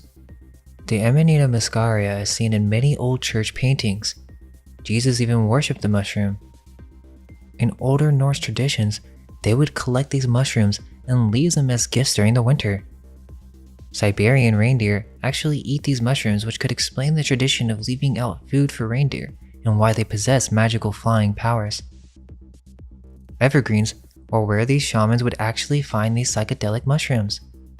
So, the Christmas tree is connected to this trance-like ritual that would be performed during the holidays, and this is another reference to the deliberate mind control operations being covertly presented to the masses under the guise of celebration. The most common response from Christians that say Christmas is not based on pagan holidays, they'll say it's based on Saint Nicholas of Myra. Well, as we discussed, he most likely was a made-up, embellished figure for the exact question of its origin. And we know he has a look-alike cousin that was at the Council of Nicaea, then 1,000 years pass by, and his bones are taken and worshipped by the Templars. The Templars get called out, and then they relocate to Scotland. The European folklore comes in around the 1500s, because this is the only historical evidence we have of this person. Hans van Trapp, or Hans van Trotha, an actual Palatine Knight of the Holy Roman Empire. The only reason we think it's a Christian holiday is because we have been given a history programmed to make us think that way, regardless of the oral and local traditions that contradict that new forced paradigm. We know that Coca-Cola created Santa, but how did we get to the tradition of associating Saint Nicholas or Santa Claus with December 25th, or the supposed birth of Christ? Strangely, even though New York is Dutch in origin, for the first 150 years of the city, there's no reference to Saint Nicholas or Santa Claus at all, and it's not until 1773 where an account mentions the celebration as an anniversary, meaning it had been practiced before, but no mention of when it started, just that many ancient Dutch families were present. Another 20 years passed by and no mention of Santa or Santa Claus. Also, shout out to Kurumio for pointing this out. Make sure you guys go check out his Christmas video as well. So look at this. 20 years later in 1793, a John Pintard, a businessman and descendant of a French Huguenot family who had arrived in New York in 1690. In his private papers, he helped create the New York Historical Society in 1804, and he was friends with a writer, Washington Irving, coincidentally, an Episcopalian minister of Walloon ancestry named Clement Clark Moore. In January 1808, Manhattanite Washington Irving wrote in his literary magazine Salamungande that, quote, the noted St. Nicholas, vulgarly called Santa Claus, of all the saints in the calendar, the most venerated by true Hollanders and their unsophisticated descendants. This may have given him the idea to expand on this story, and he did so in his satirical History of New York, which was published on St. Nicholas Day, December 6, 1809. In the book, Irving proclaimed that St. Nicholas was New Amsterdam's patron saint and that a jolly old Dutchman nicknamed Santa Claus, who parked his wagon on rooftops and slid down chimneys with gifts for sleeping children on his feast day. The creation of the Corporation of Christmas was actually created by the Black Dutch, Moorish Huguenot settler Palatine Shriners, who came into New York and assisted in the creation of the new holiday, Christmas, emerging of the Dutch Sinterklaas, celebrated on December 6th, and the celebration of Yule, December 25th, the winter solstice. Pintard is responsible for hiring and creating the illustrations of the stern St. Nicholas. They designed him specifically to look like the modern Santa. In 1823, Clement Clark Moore published an account of a visit from St. Nicholas, commonly known as "'Twas the Night Before Christmas." He intentionally shifted the arrival of Santa Claus from the evening before St. Nicholas Day, which few New Yorkers celebrated, to Christmas Eve in hopes of creating a family holiday. Of course, as everyone knows, 8 tiny reindeer pulled Santa in a sleigh, and Santa gave appropriate presents to children and adults.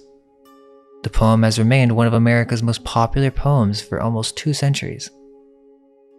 Pintard's original image of Santa Claus was considered to be depressing, but as you can see, it's clearly Freemasonic. You have a depiction of St. Nicholas. Remember, this was commissioned by Pintard in 1810-1812, strangely.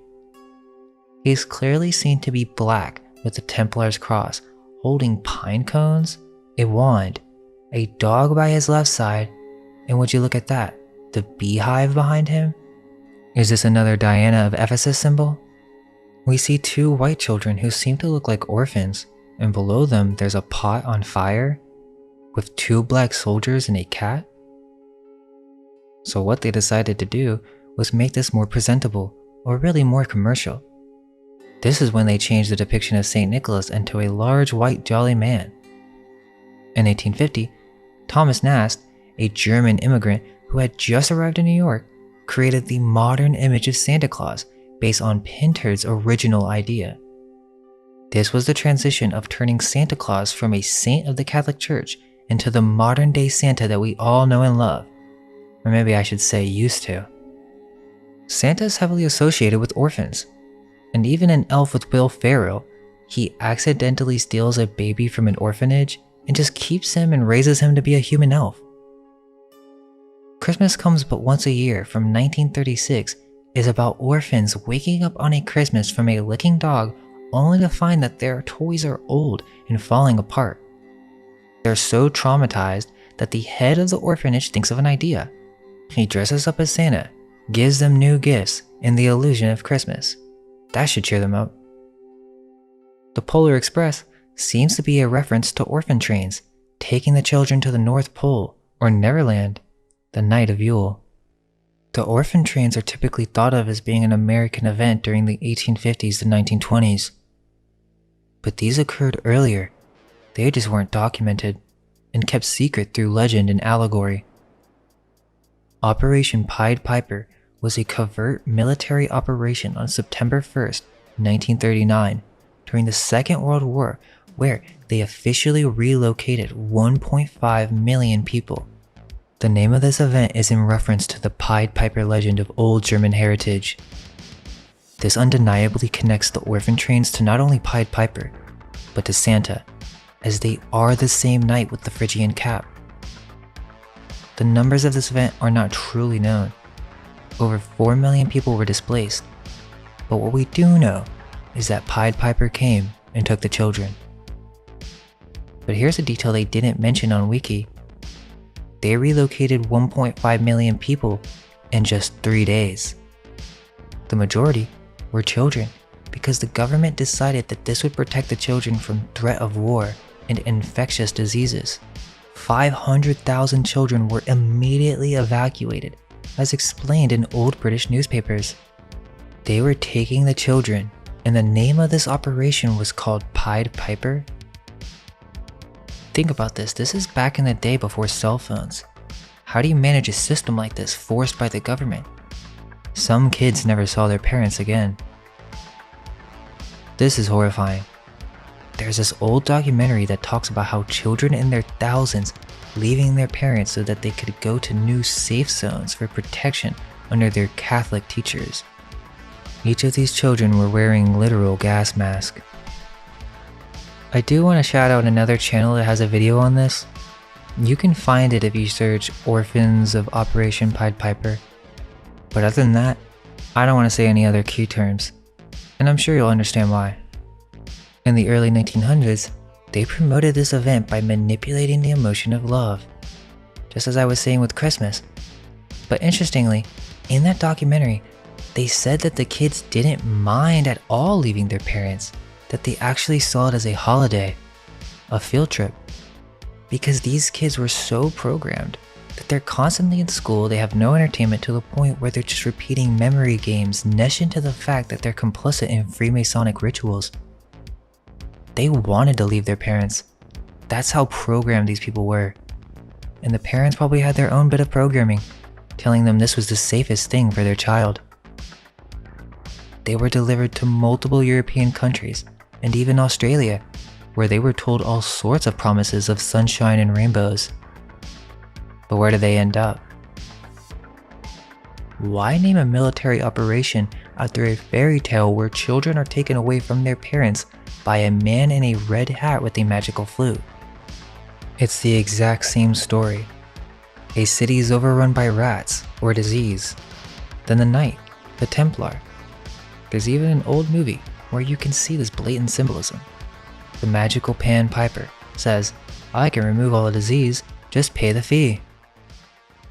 Well, after playing a special tone that only rats can hear, they follow him into a cave where they'll never be seen again. He successfully removed the rats, and the disease is gone, so he goes to the mayor for payment, but there's a dispute, and he isn't fully compensated. That same night he returns, and plays a note that only the children can hear, and all but 3 follow him into a cave, which in older legends specifically lead to a subterranean tunnel that leads to different countries. Now the weird thing about this 1950 movie is that as they enter the cave, it actually turns into a candy land with candy canes, showing the symbolic connection with Santa and Christmas.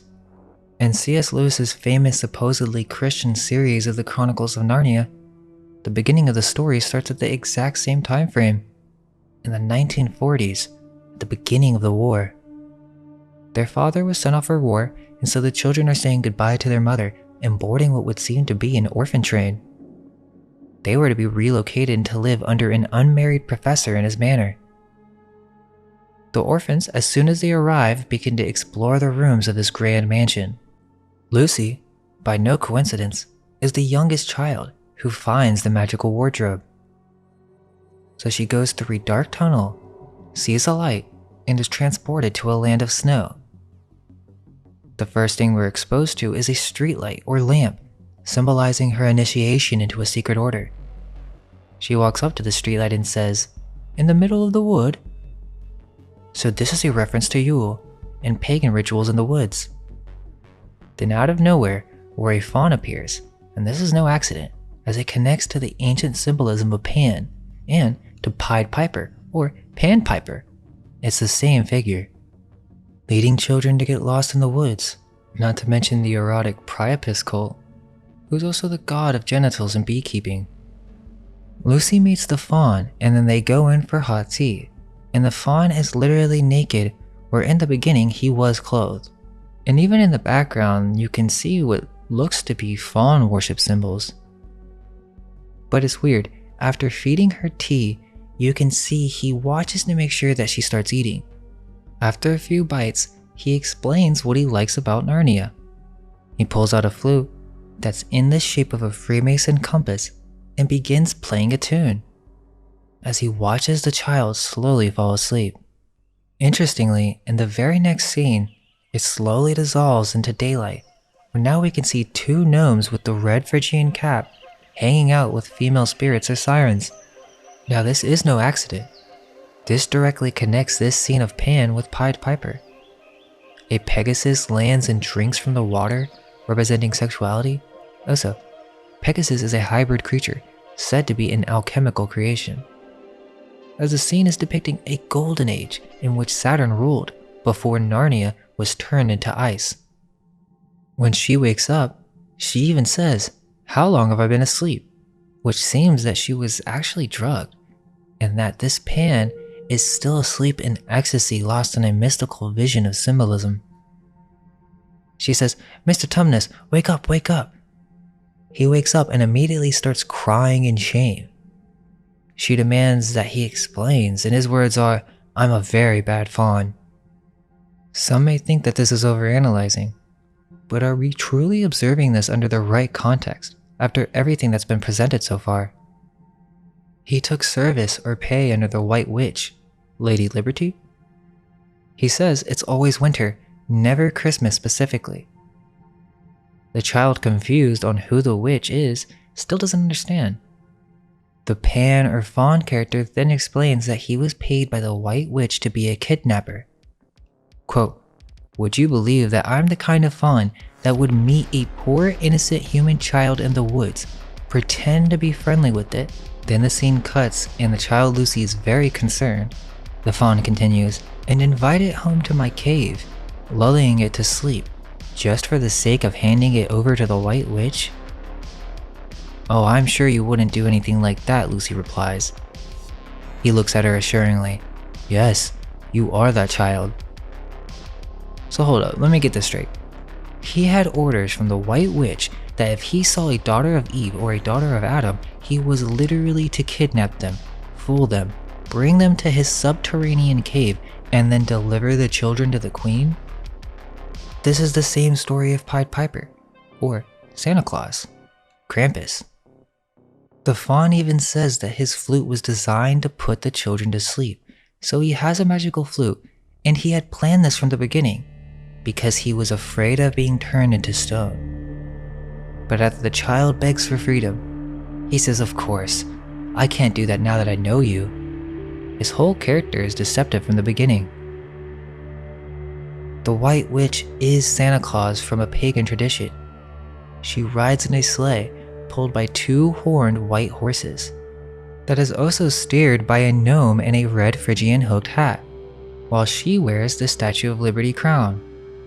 She is the symbol of Satan, which again shows that this symbol can manifest in both male and female forms, Saturn and Venus. Don't skip Christmas or you're a Scrooge. That Christmas Carol movie with Jim Carrey? That's a really trippy movie from Disney. The light Lucifer leading him on an astral journey while he's wearing his nightgown or cap and gown, jester hat.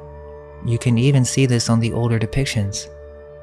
The entire experience is some rite of rebirth where he meets Father Christmas holding the torch just like the Statue of Liberty.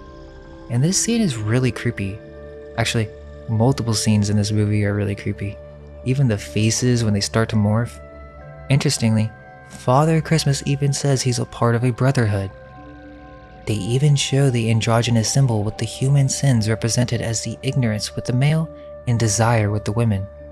Charles Dickens, the author behind Christmas Carol, was also the writer behind Oliver Twist, another famous story about orphans, so Christmas is connected with orphans. Also, Charles Dickens has another story that's actually the inspiration for A Christmas Carol. It's called The Story of the Goblins Who Stole a Sexton. Gabriel Grubb, a mean misanthropic sexton or gravedigger, goes to dig a grave on Christmas Eve and beats up a little boy on the way. The work is hard, and when Grub rests to take a drink, he meets the King of Goblins, who accuses him of being a nasty, spiteful fellow. This time, Santa is represented by a green king goblin, where they take this gravekeeper to some fairy court and he goes through some vision of torture. They say that Christmas Carol isn't a Freemasonry reference, and that Dickens was not a Mason, even though there's Freemasons writing articles breaking down the obvious symbolism, and a sextant is a compass as well. But one just can't help see the similarities, as it is a story of morality veiled in allegory, illustrated by symbols. Well, he's visited by 3 spirits, but it starts with him entering a door, the gatekeeper being his dead business partner. The first visit in older illustrations clearly seems to be Lucifer, the ghost of Christmas past. That's initiation. The second spirit is the ghost of Christmas present, which is the Green Man, the Yule Father, Father Christmas, mixed with the symbolism of Libertas and Baphomet. Again, this Father Christmas, or Santa Claus, presents 2 spirits, which are of man's. They are depicted as a poor boy and girl. This is the second degree, the passing, analyzing and letting go of the past. The third spirit, the ghost of Christmas to come, which is death. Then, he visits his tombstone, as he almost falls into the pit of hell. The third degree, death, rising from the dead. The ceremony is completed, the hanged man, achieving rebirth, the Trinity, the creation of a new human. I mean, don't get me wrong, I love Christmas, but you guys saw that I was pretty nonchalant about it at the beginning of the video, and although I knew most of this information, after seeing it all presented in the right context and finding new connections, it starts to become blatantly clear that something horribly dark and eerie is being referenced in the story of Christmas, and we teach this to our children. So, if I was to watch this whole thing and ask myself, would I teach my children this holiday and lie to them about this man? I don't really think so. It's a hard situation, again, because most of our culture and communities practice these holidays. I do think that Christians have found a way to alchemize or see the brighter side of this dark history. So, our intention is not to stop the spirit of spending time together or even sending gifts, but more so, to spread curiosity on the origins of some of the most fundamental aspects of our society and mental programming, such as Santa Claus and Christmas. Asking questions is the first step. Only then can we begin to view our realm in a new light. Hope you guys enjoyed that one, and if you can come support our work by visiting our website, message us on our socials, and or joining the Discord, it would really help us out. We hope you all have an amazing new year, and may Christmas be unveiled.